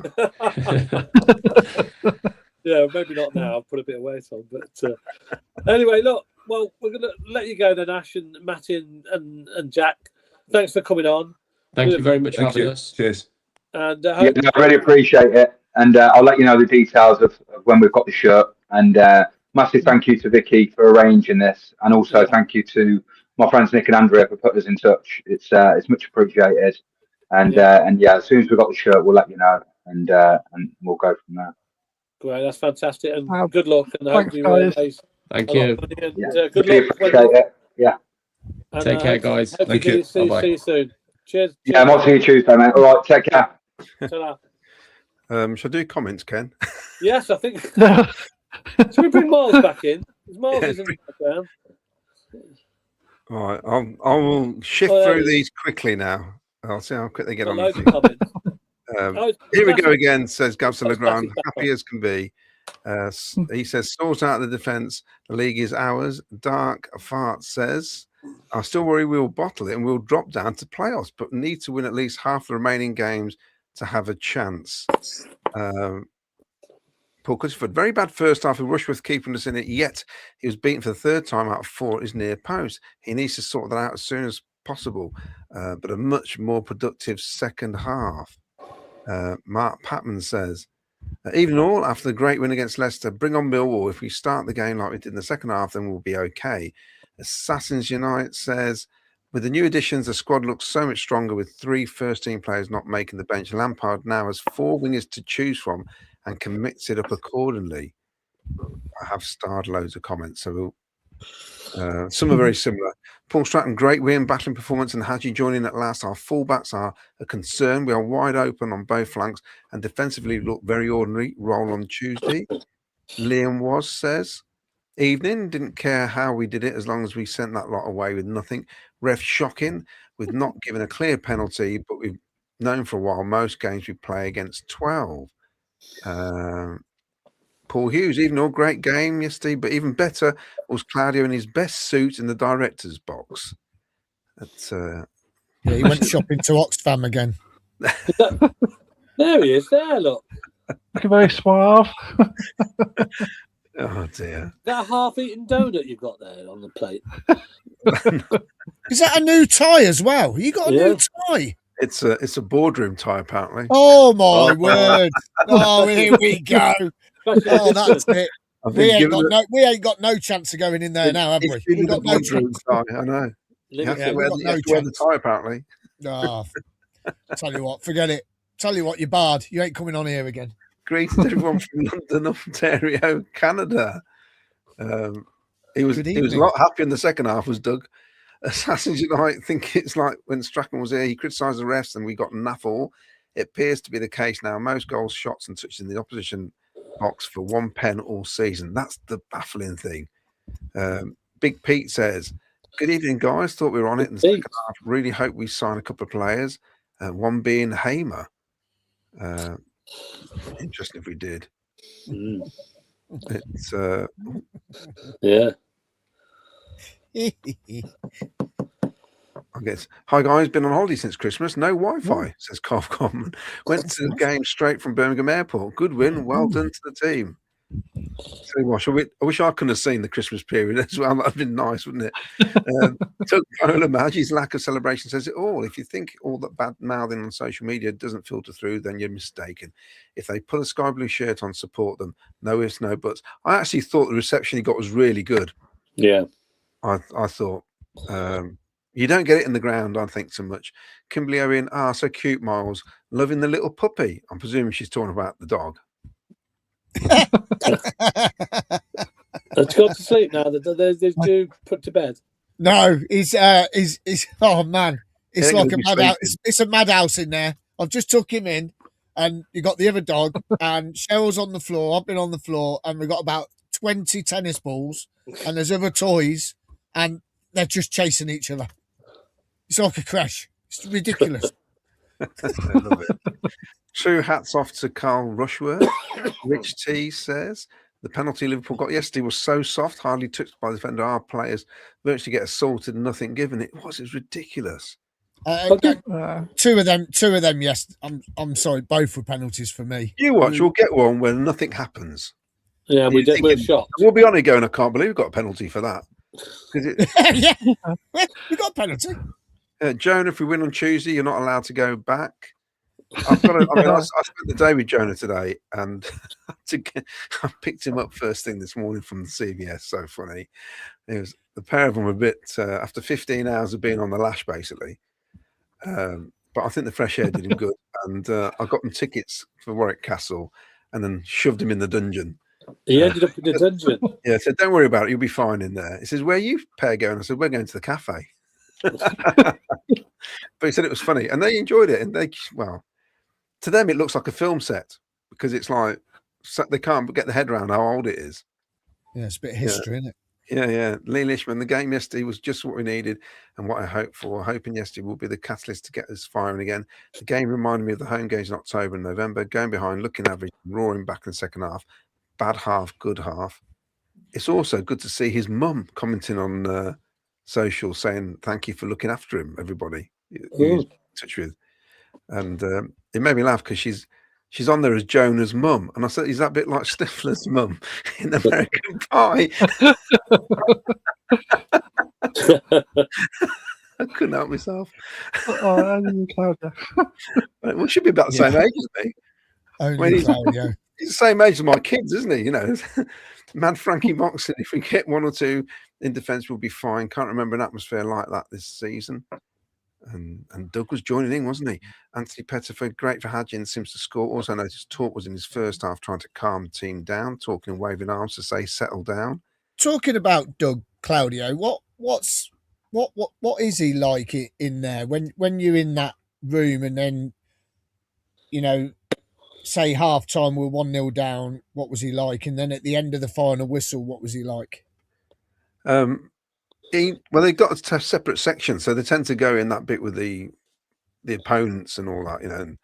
And he's quite. I mean, he sort of moves around the room. He asks people how they are and all the rest of it. But he's totally involved in terms of like emotionally. And you could, like I said, you could see he wasn't happy at half time. And because the first thing I said to him, he shook my hand out, said hello, and you know, Claudia, whatever. And he said, "What are you thinking?" And I just went, "We need 3 points, don't we, Doug?" And he went, "We certainly do." That's what he said. I thought, you know, and yeah, the atmosphere in that room was totally different, like it would be all around the ground, you know. But yeah, he talks to people and he goes around everybody. But it's weird because at the start, I went there the first game of the season, there was hardly anybody in there. And from what I gather, since we've been getting better and better, more people are going into that boardroom now and getting invited in. So obviously it's a lot of people to talk to, but they're all in there. So yeah, it's interesting. I mean, I like going in there. It's nothing like being over the other side. You know what I mean? It's hard to let your emotions go. You gotta remember you could be sat next to the Leicester City director or something, but then at the end I'm shouting, "You've seen the City now, F off home." But Doug was there doing "We Live and Die," wasn't he? Joining in. That's my So it's it's at the end of the day, whatever people think to him is slowly turning it around, you know. And we're like a massive ship, aren't we? And you're trying to change the direction. You can't just simply go, "Well, you've changed direction." It takes time. It's happening a lot quicker than I expected, to be honest. Which is now where we're kind of going, "Come on, let's go across that finishing line." You know, it's. And was there any agents in there this week with a little bit of a sniff of signings at all? No, nothing at all. Nothing at all. Nothing at all. I even followed somebody. I even followed nothing at all. I even followed somebody to the toilet. He must have thought, "Who's this bloke?" But,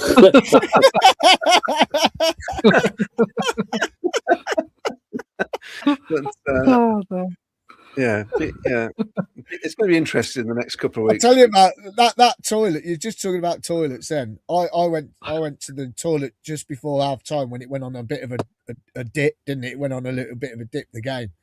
And Jonah's missus was just in the concourse. I said, "Oh, where is he?" She goes, "Oh, he's gone to the toilet." I said, "Oh, okay, wait here. I'll be out in a minute. I'll come and see you both." And I went in. There's fucking loads of kids in there waiting for him. And they're all trying to get to him. And he's like, "I'm going out there. I'm going out. I'm not going to talk to you in here. I'm going out there." And all these kids and that were trying to get to him. It was quite funny because it's just ridiculous, isn't it? You're in the toilet and someone's trying to collar you. So I can imagine what that bloke was thinking when you followed him. Hope you didn't do your Mrs. Doubtfire, that's for sure. Hello, children. And even worse, because the toilet's got one seated area and one urinal. So I'm stood there thinking, "Oh, this is awkward."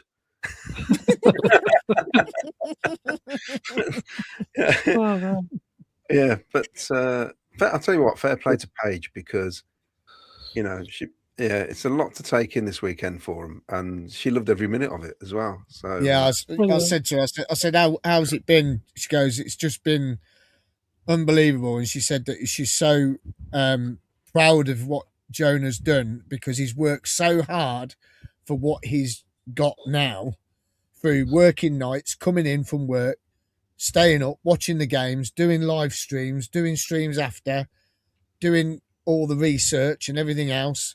And she said it was such a nice. It was nice. She was just standing out the way and letting him get on with it. And she said it was so nice to see everybody welcoming. It was brilliant. And when you watch it from there, you all are Friday night, innit? And when you watch it from him being on our show last May, being the first show he came on with us, he's done wonderful things. And I said that to him yesterday. I said, what you know about football, I said, probably half the people here where I was, I'm not going to say where we were, but where we were, I said, they probably don't know half the stuff, I said, so, just keep your chin held high. I've heard some of the abuse you've got. I said, just keep your chin held high and keep going because you're doing wonderful. And it was great to be part of that yesterday with him because he started his journey really on here and carried it forwards. And it's fantastic. And thanks to Claudio for getting in touch with him to get him on here. You're always going to get knockers wherever you go. Yeah, he's doing brilliant. He's doing brilliant. So, like a carry on film, you can always get knockers. Following people to the toilet. I just like what he was saying. I thought, and he's positive. This is what's very good about him, and he's away from the noise from here, and it's interesting. And his perspective on certain players, how we play, and he's very intricate the stuff he comes out with. And we've seen him on Friday when he's filming, and to get stuff out as quickly as he does is incredible how he's doing it. It's really good, really good.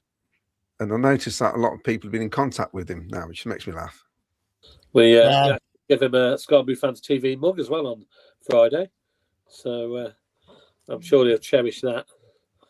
I said to him, you ain't doing kick it for a ticket in them trainers, are you?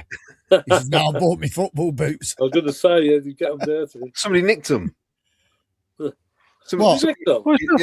Someone's robbed his football boots. No. Yeah. You see, he's going to bin them anyway, but someone's took them. They're probably on eBay soon. Jonah's boots. He wasn't bothered. So hypothetically, says Uncle John, speaking, if you make one more sign in January, which position I would bring it in? Defence looks so vulnerable in the first half. I'll read more comments for you. There are absolutely loads I need to get through quickly. And Jonah, even loving Miles' new sidekick. Can we make him the SBF TV mascot? He already is. He already is, Anne. And I hope Mark's feeling better, by the way. I don't know if you all know, but Mark Joyner, CJ's dad, had a heart attack last week, and he's now back home and recovering well. Spent a bit of time yesterday with CJ. We had a great afternoon. We're sending all our regards to you, Mark, and hopefully it's for a speedy recovery. We'll see you at a game soon, mate. Good luck. Get well soon, yes. Cameron Rossi, I think Eccles coming on for Rudy, had freedom to move around. I thought he had a good half as well. What a huge relief, says King Carlos after the game. So proud of these players in the second half. They need to keep this going. Frank Wood, we've had said it many times. When we do not play with pace, we are easy. The speed difference between the first and second halves was massive. And I don't think it's deliberate because Frank always says he doesn't understand. That's not what he's expecting. So. Yeah, Disillusion says, question for Jonah, who's gone now. How did the day and atmosphere compare to a big AFL game? I hope you had a great day. Love to see you pushing the Sky Blues to the other side of the pond. I can tell you now what he said. It doesn't compare. He said the scenes in that. He says, and he just thought the atmosphere was just incredible from start to finish. Great to see Jonah and Alex Cray's video. Well, they do stuff together actually. Championship podcast.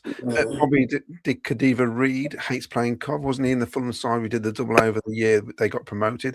Obviously, doesn't like playing Cov. He could have finished us off in the first half. Dawn Cook says, evening all. I think Eccles should have started ahead of Torp. Oh no! To Bowlam, to the panel and to the rest of the Sky Blue fans. If we win on Tuesday, can we keep Jonah here? Send Claudio back to New York till the end of the season. Just an idea. You mind that? Sounds well. Yeah, why not? Stops him from going to any away games. Yeah. Finn says, great win, great atmosphere. Our next game will be harder. We need another win to ease the pressure a bit. hope the confidence is back now. The trouble is, we've won against Leicester now. Everyone's expecting us to beat Millwall. That's how it happens. The thing is for me, as soon as the players come out the tunnel, I seen Leicester wearing a pink kit. I went, we can't lose to these. Yeah. No, we ain't losing to these. Like, what on earth? And that Jordan Ayew, right? Instead of pulling his shorts up, he was pulling his shorts down. What's that all about? I don't know. What's that all about? He's I don't know pulling his shorts down like as if they want to go over his knees. Are you cold or something? He's an annoying forward, though, isn't he? He does. Very annoying. He's rubbish. Crowd were really up for it before the kickoff and up until their goal, a little subdued. After that, bang on it again after we equalised. M. King, loving the addition of SA, looks like a real weapon and excited to see Mini when he makes his debut. Pilo says, seeing you guys on Jonah's stream at the tavern felt like a crossover episode, and this stream feels like an end of series finale with all the playoffs win versus Leicester. Miles' new dog, Jonah in cough. Hey, that could be a chant. That could be a chant in the stands, couldn't it? Miles' new dog, Jonah in the stands. Miles' new dog, Jonah in the stands. Steve Price. I saw Steve before the game, actually. Great results. What is your views on the set 2 penalty shouts? I was in the North Stand, so long way from the instance, but I looked stone wall to me. Well, I think if they had been given it, I think I'm going to watch it back tomorrow, and but still, from my angle where I was, the bloke's falling on Hadji, right? For Christ's sake, he's falling on him again, like at Southampton. He was being pulled down then. It was the same again, weren't it? Yeah, and then the second one was supposed to be. Yeah, the second one as well. Foul. Yeah, that's a foul. Anywhere else on the pitch, it's a foul, isn't it? Yeah. Of course it is. Well, literally a minute later, there was a foul up on the halfway line, and he gave it. I said, if that was in the box, you wouldn't have got it. Yeah. Jamie Hillier says, great to see Jonah over here. Enjoying his trip. Hope Paige is enjoying the experience too. Jonah's trip here is almost symbolic of what club are all about right now. A real community stretching all the way to New York City. Why is Claudia not wearing the New York shirt? It's above me. It don't fit him. No, he's too fat. What a winning second half performance. I feel we will kick on now and go on one of our runs again. It's good if I can take this abuse. He can't get it over his head anymore. Now he's in the director's box. He needs 3XL now. That's why they have double. That's why he goes in there now, because of the big double doors to get into the stadium.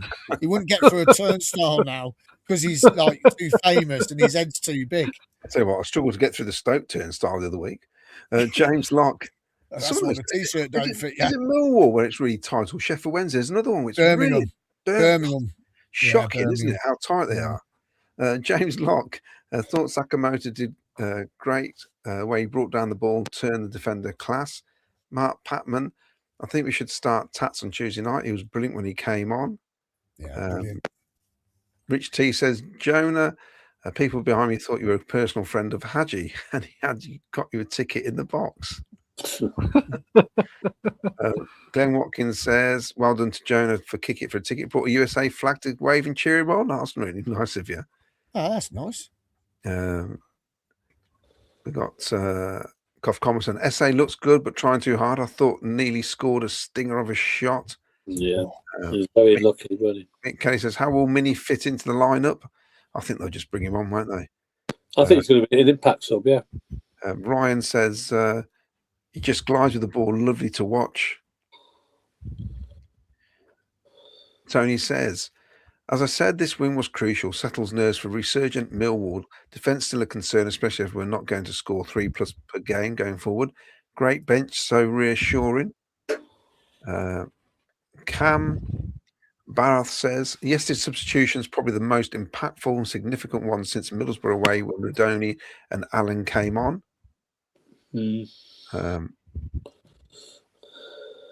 This Jonah weekend has been like a remake of Green Street. Hooligans setting cough, says Mark Reed. Was there stuff going on? Because there was a right racket as we were walking away from the ground. It was all kicking off outside the ground, I think. You could hear it all the way up to Christ the King going back to the car. There was something going on. They had all the horses out and everything. We stayed in the concourse, and we were just having a laugh in there. It was great, and we said we'll stay in here because I didn't say it to Jonah, but I said, if you go out there and they've seen him online and all that, it's only got to take one idiot to come up and do something to him. So we just stayed in the concourse. Good advice. Yeah. Wendy Heron says, the new puppy is so cute, Miles, and good to see Jonah is alive and well after yesterday. Thank you, Wendy.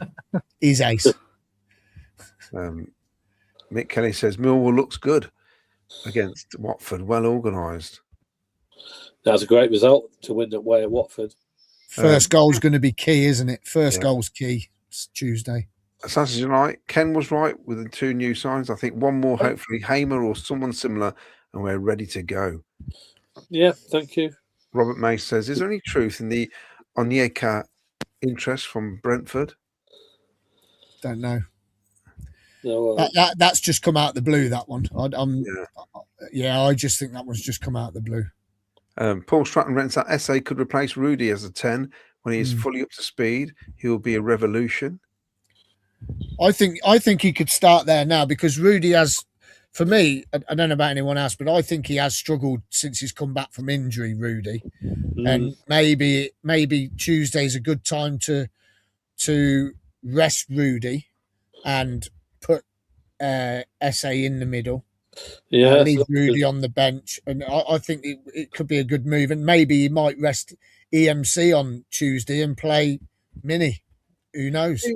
With those 2 lads, though, now we've kind of got, with BTA coming back, we just need Thomas to finish his suspension. You've kind of got some players you can move around now. Yeah. You've got so many more options, isn't there? So many options to people. But Blues, you had 5 defenders on the bench. There was no options, was there, really? Yeah. 09 Sky Blue says, nice Millwall fan. Hope they do well after they play us. Both go up would be amazing. Millwall are proper fans, all the great clubs in London, and they follow their local team. Need to start with energy. Scored the first goal, says Cov Coleman, and show the team's quality. 2-0 win. This is from James Wilkins. Good luck to Ash's family and his daughter, and to Jack and Matty and what they're trying to do for Ash's daughter. It'd be incredible what they're doing to run that far. Every game is important, says Cov Coleman. There are a lot of people talking us down and not good enough, using words like overperforming and lucky to be where we are. Yeah, to me, once it gets to this part of the season, you can't be lucky to be this far ahead. After 20, nearly 30 matches. There's no luck about it. There's no luck about it now, Claudio. We're there. We've been there since, the first week of October. Yeah. And we're still there, and we're 6 points clear and still 8 points clear of third. There's no luck about it. It's just, yes, there's been a few games where we have struggled to go on and win it, but we've won it.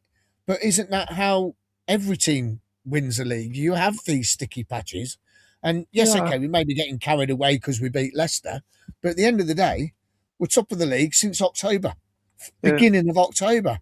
It's now the 3rd week of January, so it ain't no luck. It's just that other teams with parachute payments haven't performed. Look at Southampton; they got beat again yesterday, and we know Leicester got beat yesterday.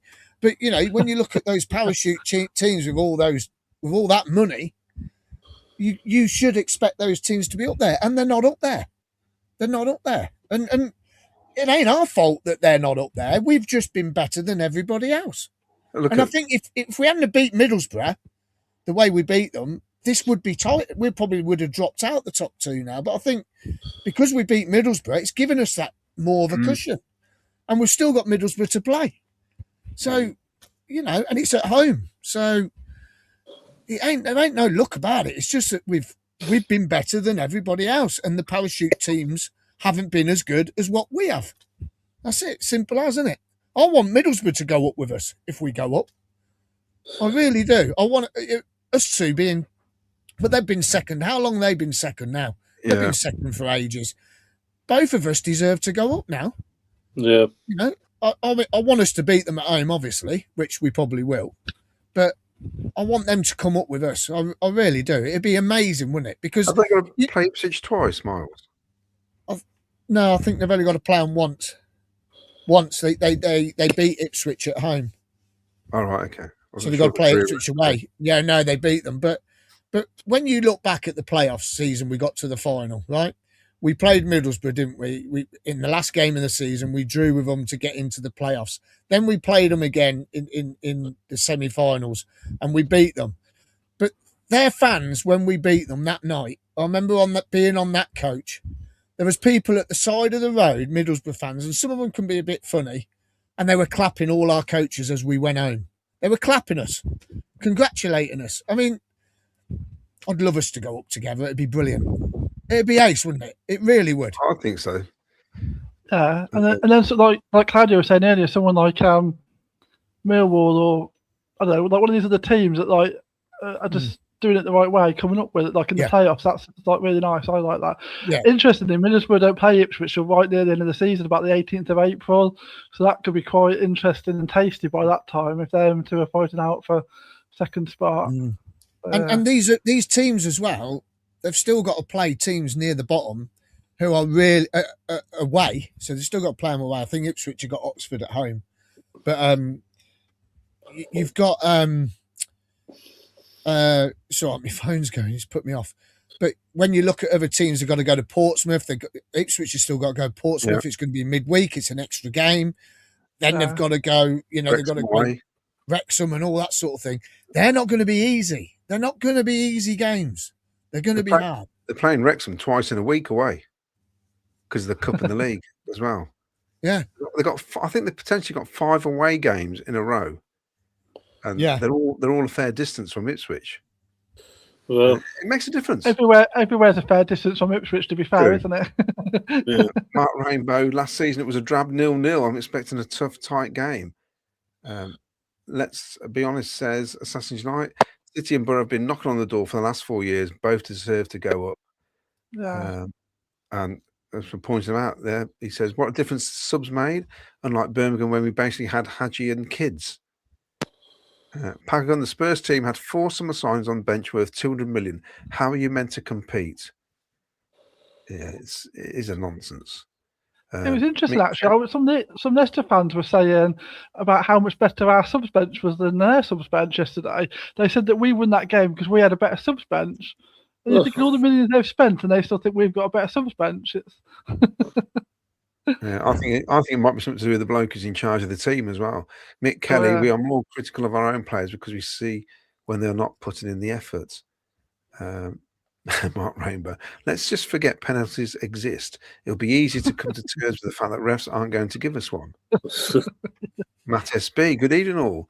Who starts on the right Tuesday? SA was exciting. He needs more minutes to adjust the league, but Sakamoto played well when he came on too. I know what Miles is going to say. Well, I've already said it. I've said it a couple of times tonight. So yeah, I think Tats will start. Balance. Yeah, the balance is you've got to stick with the balance. It's not the right time to change that balance. And I think if you're going to do anything, the right option would be rest Rudoni because he's not come back on all firing cylinders. He could probably do with a rest, put him on the bench and put SA in the number 10. But you ain't going to see that. You got Brandon Thomas Asante now as well.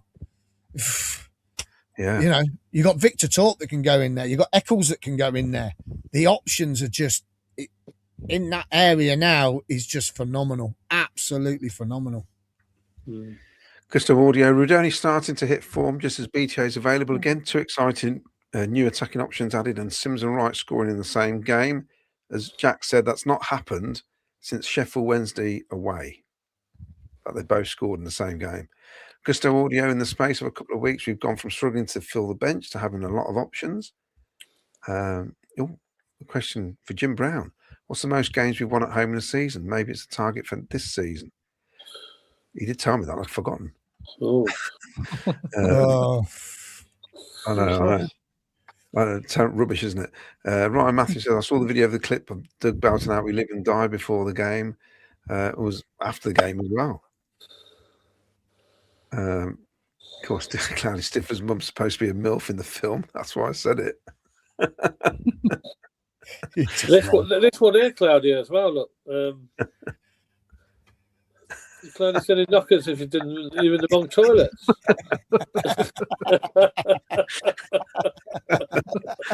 Brilliant. Well, it's weird because you expect in the gents there may be a cubicle, but you expect to see 2 or 3 urinals, don't you? So I come running in thinking, "Oh, is that it? Is that all the sink?" I thought, you know, even I can't do it in the sink, surely. I thought that's poorly laid out. Whoever built that stadium, there are some weird things in that stadium with the design of it. How can you have a gents loo with a urinal and a 1 cubicle when it's a massive room? Bizarre. Listen, I'm really sorry. I've got to shoot. Cheryl just rang me. The dog's driving a mental. I've got to go and sort him out. Give us your prediction then, Miles.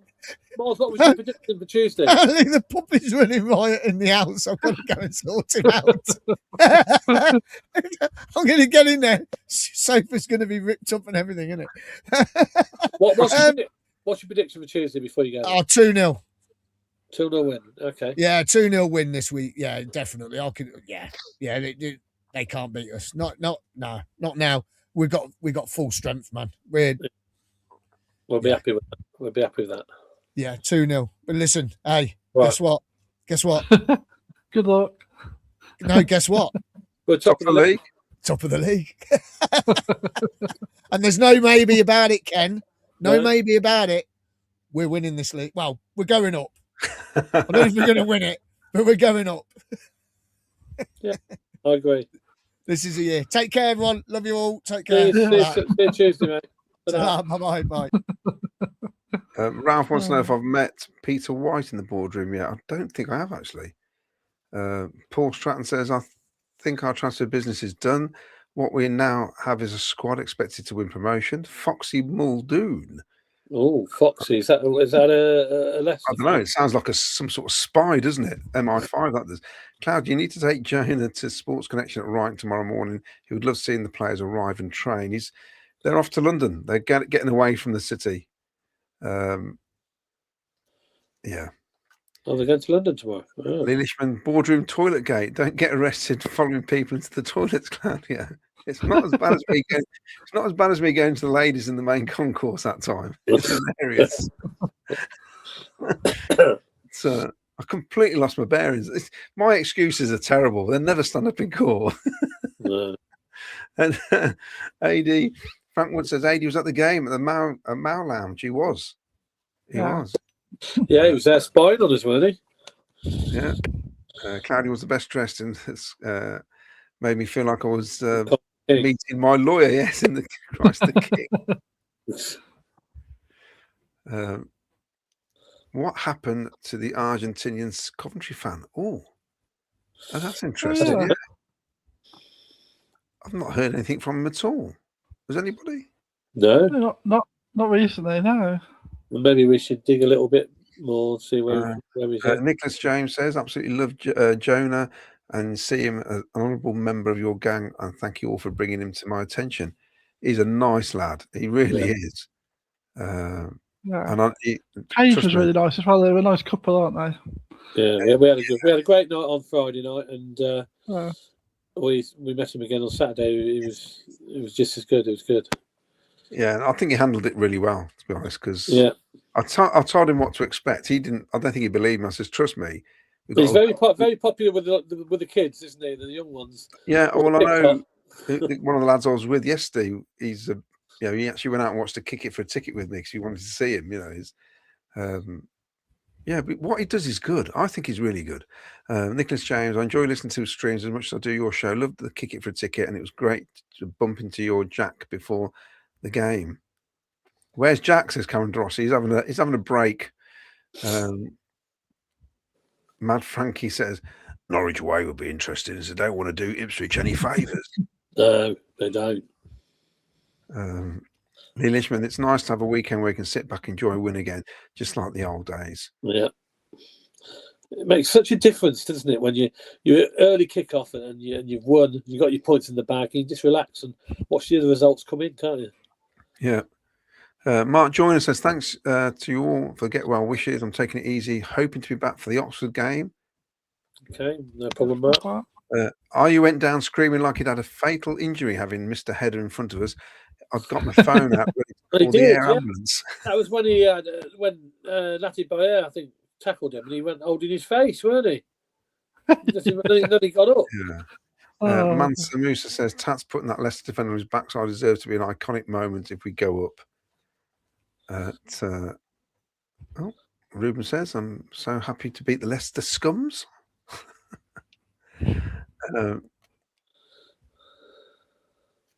Ruben McKenzie, what's your opinion on Thomas Asante coming back from his injury? Well, I think it looked lively.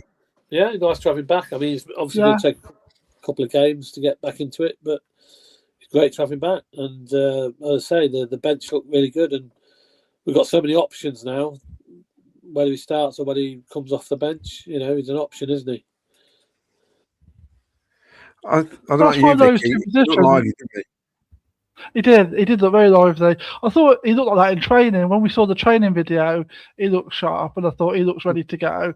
And I thought when he came on, he looked the same. But I think talking about like Kendall talking about all the options, and I think like people have been saying we need a striker, which I still disagree with. But what we did need was options, and so the players we've brought in have given us those options, and with the benefit of like Rudy getting back to fitness and BTA coming back in, that like we've just got so many different ways to play now and different players to sort of move around and change games. That's what we needed. Like we've got people that can put the ball in the net to chances are created. Like we've got 3 strikers in like the top. I think it's 11 of the league. So, but what we needed was something different in certain games, and the contrast between the Birmingham game and yesterday with what we had on the bench. So yeah, and so it's great to see Asante back, and it's another exciting option. And it's going to be getting harder and harder for Frank to decide, isn't it? It's a nice, difficult decision, isn't it? Yeah. And I suppose in a lot of teams, some players are just undroppable because of the you need them in the starting 11. Yeah, like Grimes. Grimes is undroppable, isn't it? You wouldn't drop Grimes. And the keeper. They're the 2 players. Now, yeah. You could say look at Spurs when they had obviously Kane and maybe Son at the time, where those 2 players had to play regardless. You just need them in the team. At the minute with Sims and Hadji, it's a toss of a coin, isn't it? One of those players now, I think, needs to put a stamp down and say, I am the man. I'm that person that has to be removed from this team who is undroppable. And to do that, you've got to work hard. And unfortunately for a striker, you do have to score goals. Yeah. And I think he dropped him. I think for the first time ever, he was actually dropped. Yeah. Was it? I think so. But he'll say, no, he was rested. Well, he will do. But I think that's because of the fact his lack of goals and possibly could say not working as hard as he should. I think he made a massive mistake just giving him the position. We spoke about this before, but you've got to make a player feel like they're going to earn their spot. And when he just dropped Sims, who'd been like player of the month in November, to bring him straight back in, like that just sent out the wrong message all around. And so hopefully, having now like dropped him and sort of got a bit of a reaction, that's the way to do it, isn't it? I think unfortunately that was a mistake back in December, but hopefully it's been rectified now, and we'll see the best of them fighting each other for that sort of starting spot to the end of the season. That's only going to be good for us, isn't it? If we got 2 strikers scoring goals, fighting to get that like minutes on the pitch, it's just going to help us. So when I used to play local football, we've got a cup final coming up about 2 or 3 games away from where, and this is only local football. I remember one morning, we were getting changed in the change room, and as a player, there's a weird atmosphere in here. I was leading goal scorer for the team, and I thought, what's going on? Something's happened, and were you about to be dropped? I was dropped, and I couldn't. And I was absolutely. It's only Sunday football, but I was quite devastated. I thought, I just couldn't get my head around it. And his reasoning was because we've got a couple of games coming up. I don't want you injured for those games. And I couldn't have. It just is local football. I thought it's ridiculous. I want to play.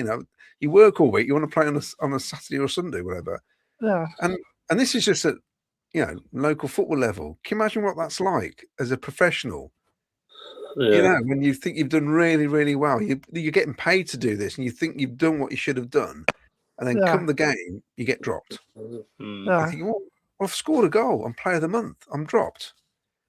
You know, it's 1 minute I'm scoring goals, next minute I'm running the bloody line. It's actually a credit, I think. I think it's actually a credit to Ellis that he's taken that fairly well, because when he's been brought back in, like, he's scored in virtually every game he started since. He's scored, hasn't he? So he's been in and out, but he has still been chipping away at the goals, and so he hasn't sulked about it. He's taken that in better than I think a lot of people would have done. I mean, I think actually probably that's a bit of a character flaw, because he's probably a little bit too nice. And I can't imagine that he ever went to Frank and said, "What you're playing at? I've just been player of the month." But it probably helps us that he's got that type of personality, because he hasn't let it sort of derail his season. So that's a positive. So Tuesday night then, would you drop? Oh, God, who would you bring back? Who would you start with, Sims or Hadji? For me, against Millwall, it's Sims. Yeah, I think so. It's hard though, isn't it? For Millwall, it's paper thin, isn't it, between the two of them now? Who you start? Yeah. I just think he's better suited to the type of game that Millwall will give us.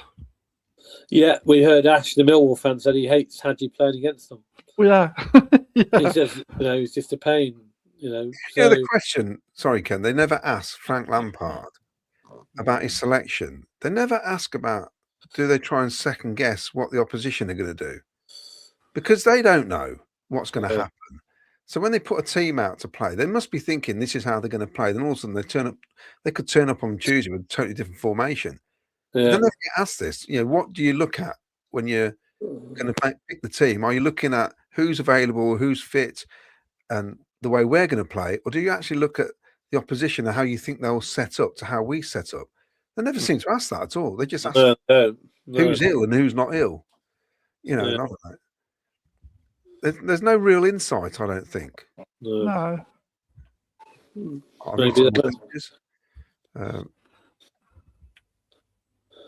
Carlo O'Connor says Tuesday Middlesbrough got Stoke away, and I think Ipswich got Bristol City. Oh, come on, Cov.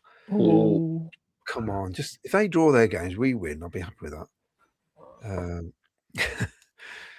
Stevens Scannell says, because Grimes leaves him all by himself in the middle every time he drops into the back line. Second half, Grimes played higher up. Torp looked better. Yeah. We said at the top of the show, I think we looked nervy that first half. Yeah, definitely. We kept saying, why aren't we having to go? And in fairness to Leicester, they had 5 players up top half the time when we had the ball. It was quite aggressive, their first half display. Yeah. Fair play to Claudia. That toilet is the world's smallest toilet space. You couldn't swing a prawn in there, let alone a whole prawn sandwich. Mark Rainbow knows what I'm talking about. It's the most smallest toilet ever. He's obviously been in that toilet. Miles, you can't say we're going to win. That's a bad omen. You need to stick with we'll lose. Yes, that's true. Just read Jim Brown's book about the Highfield Road years. Brilliant, says Frank Wood. Any book by Jim Brown is brilliant. Really are. If you're a Cough fan, very interesting. Really are worth reading. Alex says, on a scale of 1 to 10, how destroyed will Miles Safer be? They say about you get a pet, especially with dogs, that a bit similar to the character of the owner. A Yorkshire Terrier and Miles are a perfect match, aren't they? Really? Yeah. You can imagine the chaos.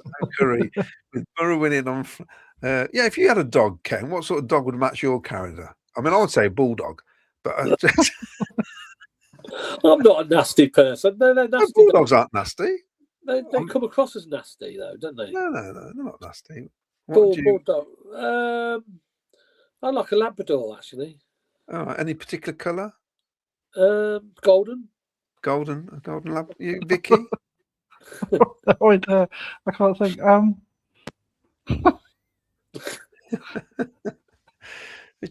What sort of dog would suit your personality?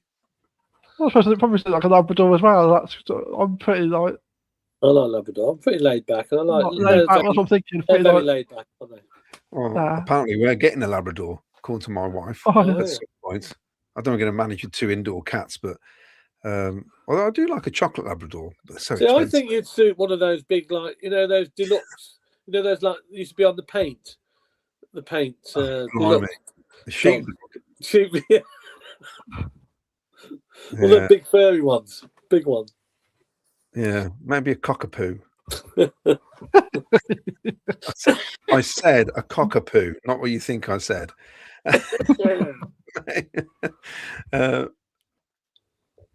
Frankie, maybe Lampard could send Wolf out on loan and get another CB. Obviously, you don't rate him. Well, there was questions saying you've got a £4 million signing on the bench, and he's chose Latibayo ahead of him. Yeah, I think we just got to go what I said a few weeks back, where we said we see the choice made, we don't see what we see the decision that's made, but not the choices got. So you don't know what's happening in the background. Paul Stratton, Milan, and JDS defending. It's the only reason that could cost us promotion. Yesterday, they both looked out of their depth and vulnerable. Big concern. I agree. Claudio Frank dropped him because when Wright came on, he was running and working hard to get the ball. Ice Chips, I'd say Bobby Thomas is undroppable. I'd bring him straight back at the weekend, although Latty did very well yesterday. He's got to come straight back in. Great call by the linesman not to flag right offside when the whole stadium thought he was. He looked that referee looked like he was going to do it. Well, he was scared to make a decision. He didn't make any decisions, did he? He sort of let a lot go, even free kicks. But he did point to the linesman. I think he was saying, I don't know what they're appealing for. I'm going to look back at it and see whether or not they thought it hit his arm or something. Yeah, well, I mean, I presumed it was offside from where we were down the other side, but he made the bloke look completely stupid, didn't he? Cameron De Rossi, have we sold or loaned to play to QPR? He won't be playing against us on Tuesday, will he? We're playing Millwall, so he won't be. This is the guy here, actually. A bit of transfer news. We have recalled him, haven't we? Well, apparently he's going to go to QPR if it's been done, which is a strange signing because he's hardly played any games. Yeah, he's not really had a chance. He played a few I've seen him in pre-season a couple of times. He looked quite useful, but he went straight on loan, so he hasn't really played for us. So it's hard to judge him. But obviously QPR have been watching him, and they've done some sort of deal, £500,000, I reckon. Fair play. So fair play to Doug. So Doug's obviously cashing in. So I don't know how good. It's always hard. It's another youth player that unfortunately is outgrowing the club, isn't it? Yes. Yeah. And he obviously can't play at this.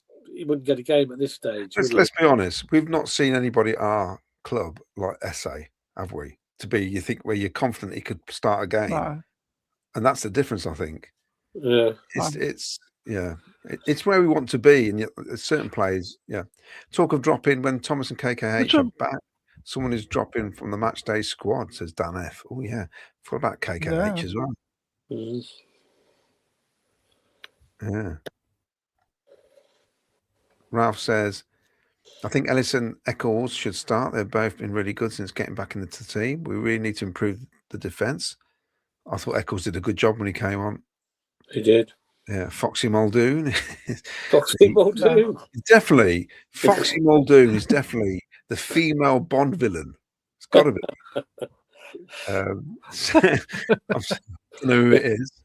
Obviously a bloke, probably. Who knows? Second half of the season, we are good to go. CCFC equation. Santi back is like having a new signing, the loan signings, plus a return in for Rodoni and Torp. Keep Saka fit. Back to the Prem. Poodle for Vicky, says Anthony Pettifer. Poodle. French or sure, I'm too tall to be a poodle. Yeah. Ken Bulldog, Vicky Afghan Hound, Claudio Poodle. Everybody's going for a bulldog for me. I wonder why, Ken. Or a sausage dog, apparently, for me. Yes, Ken, see another one. Yes, Ken, a bulldog. Vicky's a Labrador. Claudia can be a Doberman. Oh, I did this Doberman once, way back in my youth. Went on a date with a girl. I was only about 21, 22. That makes no difference how old I was. But she says, "Oh, we've got 2 dogs. You all right with dogs?" "Yeah, I'm fine. Absolutely fine." Walk in. The 2 darkest Dobermans I've ever seen are in the sitting room with me, and one of them comes up to me and sticks his nose right between my legs as I'm sitting on the sofa. And I've never ever sat so still in all my life. I thought, what is going on here? I'm thinking, please don't move now, because this could be really difficult. These, whatever you're close to, might be of some use at some point. I just one bite and it's all gone. And then she came in the room. This dog just seemed to disappear and sit down, look so cute. Or I don't know if a Doberman can look cute. And she went, "Oh, you've met the dogs yet?" I said, "Yeah, I've met the dogs." She says, "Yeah." Oh, they sussed you out, yeah. I know, yeah.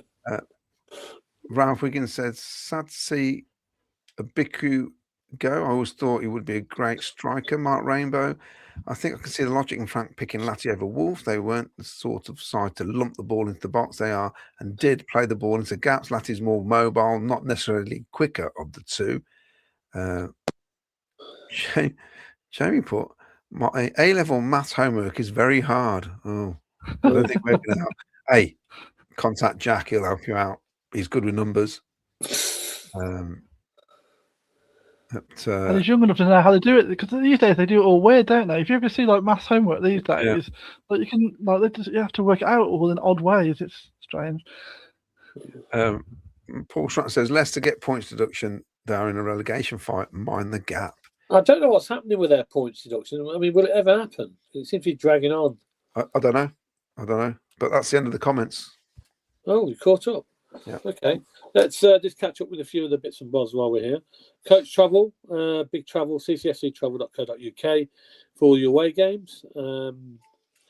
Get your coaches booked. And home game parking, coventryparking.co.uk. Home and away parking, if you go to the website, you'll have all the details on there. And don't forget, Leamington and Warwick have a Meet the Players evening with Brow and American International Haji Wright. That's hosted by Rob Gurney. £10 for non-members. Members are free. Kids, I think, are £5. So Tuesday, the 10th of February, I should be going along. I've been to the last couple there. It's a really good night, isn't it, Claudio? Yeah, it'd be interesting, because Haji is tough to talk to, and I'm better brush up on my Spanish. I'm not so sure. I don't know if he's any good. If he's got good English or what, I don't know. But I don't know. I can order a beer and patatas bravas, or whatever it's called, and things like that. I'm not sure. Yeah. But yeah, it's a shame it's not Sakamoto, because Caroline's cousin, she's half Japanese and lived in the town where Tats played, and I was hoping that would get Tats, and I'll talk Hannah into coming along, because that'd been nice. She's actually on a show with Sarah Cox where they make miniature furniture. It's a BBC show. A little plug for her. Yeah. Oh, okay. I had a message from Keith Ray. He says he's got an Australian cattle dog, and he calls it Hutchie after Tommy Hutchison, of course. Yes. I wouldn't want to mess around with an Australian cattle dog. That sounds a bit dangerous. Ian Small says he's staying over Tuesday. Love yesterday, big morale boost. Ian's got a good track record, actually, when he comes over. Ice Chips, we need Leicester to go on a winning streak and then get points deducted, as they got to play Ipswich and Borough. Yeah, and that's the thing. They are capable of beating these teams. We shouldn't make light of that victory yesterday. That's still a good win. Yeah. Well, any win's a good win, but it's a hell of a comeback and a performance against a team who were in the Premier League last season, who've got a squad worth about 300 million. Yeah. So not only do they need to mind the gap, there's a huge gap between their finances and ours as well. Oh, massive gap between the finances. Yeah. I think the best post I've seen so far is all those Leicester fans stood either side of a railway track. Have you seen it? Where they're at the station. Oh, yes. Basically just mind the massive gap. Mind the massive gap. Yeah. I thought it was quite funny. But fair play to the lad who came on here. He called it right, didn't he, what he thought would happen. Yeah. So, He did. So Liam Watt says, "Are you on after the game Tuesday night?" We don't think we are because we've got a show on Thursday. So we're going to keep it all for Thursday, basically. Plus, it's going to be a struggle to get back in time. Hard with the home ones, isn't it, Anna? Yeah. Away games, not a problem because there'll be at least one of us here. And have you heard? Norwich away is sold out on a Monday night. Was it sold out? Sold out. Somebody asked me if they could get them the ticket. Yes, I went, yeah, no problem. Went online. Oh, sold out. I can't believe it. I can't believe that's sold out. Yeah, sold out. Wow. Right, comments done. Okay, just to remind you, we had a lovely minute's applause, didn't we, for Terry Yoreth, Claudio? We did. And also, the latest edition of the History Podcast, we do a big thing about Terry. Yeah. I better put a disclaimer in because in there, Jim, he got slightly mixed up. He was involved in a car accident, Terry, but the person involved didn't die, was seriously injured. I think it's probably a slight mix-up with Lee Hughes, I think. But yeah, he was done for drink driving and just basically almost went to prison and was let off because of what had happened in his life leading up to that, basically. Yeah, I've put that out there just in case. Okay. But no, it's a really good talk about his career and all the rest of it. Yeah. And he really was a fabulous player for us and great captain as well. Anybody lived in that era, the late 70s, that team was a great team to watch. Yeah. Won absolutely nothing. Should have got into Europe, but Arsenal couldn't win the cup final against an Ipswich team who finished about 17th in the table. Arsenal were hot favourites to win and lose 1-0. Yeah. Unbelievable. Typical. Yeah. And the guy who scored the goal, Roger Osborne, fainted and had to go off. He went all giddy. Had to leave the pitch. Did he? Yeah. Literally. The occasion got to him and he had to leave the pitch. God. Unbelievable. But we have got a person who worked behind the scenes coming on our next episode. So that'd be interesting in the footballing term behind the scenes. So that should be a good episode. And when will that be out? When's that going to be? We're going to record it the night after the Norwich match. So not next week. Not this week. Next week. I did like this photo as well. Come on. There it goes. That's really good. The elephant squashing the foxes. When are we going to have a tifo at the end of the stadium with an elephant on it? Yes. Yeah. We should have one end with the phoenix and one with the elephant. Yeah. If you get promoted, that's what we should have. It'd be magnificent, wouldn't it? Oh, it'd be brilliant. Yeah. Brilliant. Magnificent. I'll read this one out. Also, I just wanted to say, Stuart got his mug as well, didn't he? When he came on Friday night. All the way from Canada, just to get his mug. Canada. Yeah, he came with us. He was with the Jonah collection.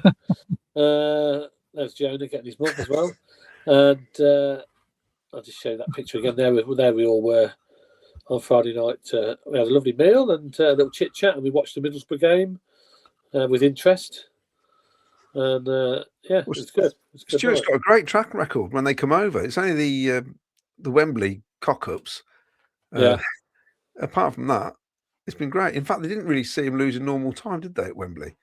No, that's right. So, officially, in 90 minutes, they've not seen us lose. They've been over a few times. GLB Boxing says Terry was a top man. He was assistant manager to Peter Jackson during my playing days. Interesting. Interesting. King got my new mug with me right now, having some tea. That's the one that went all the way to Canada, I think, and arrived intact. Safely in one piece. Yeah, 10 games to go, says Paul Stratton. 9 games away. Fortress CBS, get us over the line. I'm looking forward to Tuesday night. Yeah. So 10 games at home, 10 like if we 10 wins is going to be enough to be champions, isn't it? Yes, I should think so. Yeah. And to be honest, Vicky, now, if you're a player, if you're playing for Coventry City, you look at that table, the goal is in sight. It's there. And I've seen it the other night. It's now 19 games. So you got, say the season starts on Tuesday, you got 19 games, you're 6 or 8 points clear. There's your head start. Go and get promoted. Never mind winning the league. Go and get promoted. Who wouldn't take that? Yeah. Who wouldn't take that? That's Ipswich would love to be where we are. Middlesbrough would love to be where we are. Yeah, we're in the driving seat. There's no doubt about that. Yeah, and I think the players, they just need to remind themselves, and us as a fan base, maybe don't be so nervy and just get behind the team like we are doing and enjoy it. We're going to enjoy this. Like this is enjoy it for all it's worth. Yeah. So any more comments before we go? Doug Brown said, if Foxy Muldoon is code for a female Bond villain, what would be yours, Claudia? Booby prawns. Well, I think I've mentioned this before. My surname Cardellino in English is Goldfinch, and female derivative of my name Claudio is Gladys. So I could be Gladys Goldfinch. If I was a drag queen, that's a big if as well. Ryan Matthew J, it's mental because if it was the other team in our position, we'd all be so confident that they were winning the league. We've got to believe and enjoy it. Exactly. That's what we've been saying for a while. If it was anybody else, we'd be saying they're going to win the league. They're up. Yeah. So there you go. Okay. Well, that's it then. Well, we'll move on to Tuesday night then. And Millwall are the visitors, obviously, to the CBS. The Elephants against the Lions, who already beat the Foxes. Let's see if we can move on to the Lions. I'm sure the Elephant is king at the moment, and we're top of the table. So I think we'll still be there in another month's couple of time. I think we'll still be there at the end of the season, but there is a long way to go. So you know, I just had a really big confidence. I'm going to stop it. I know. Look, there is a long way to go, but it's in our own hands. So there's no reason why we can't do it. The players just got to believe in themselves, just like the fans. So, and I'm sure Frank will make sure they know that as well. Right, that's it then. We'll wrap up. It's been a long show. Thanks for all the comments. Don't forget to like and subscribe, of course. And that all helps the channel. Thank you very much if you do that. And thanks for all your comments and thanks for viewing. And thank you to Ash and Matty and Jack who came on. We're going to do the charity event and the Millwall fan. We'll be in contact with them later on in the year. Obviously, when they do actually do that run, they're going to do it eventually later on in the year, and we'll have them back on the show and we can see how they get on. That's it then. We'll wrap it up, and hope you enjoyed the show, and we'll see you all. Our next live game our live show is on Thursday night, and. But we'll see you at CBS on Tuesday. Play up Sky Blues. Good night. Good night. Good night. Play up Sky Blues. Top of the league and mind the gap. Claudia, can you do the buttons, please? Oh, you want me to press your buttons? Yes, thank you. The innuendos never stop you, Ken. Because it's disappeared off my screen. Oh, is it? Oh, well, I'm going to press it then, aren't I? Good night, everybody. We'll be back on Thursday.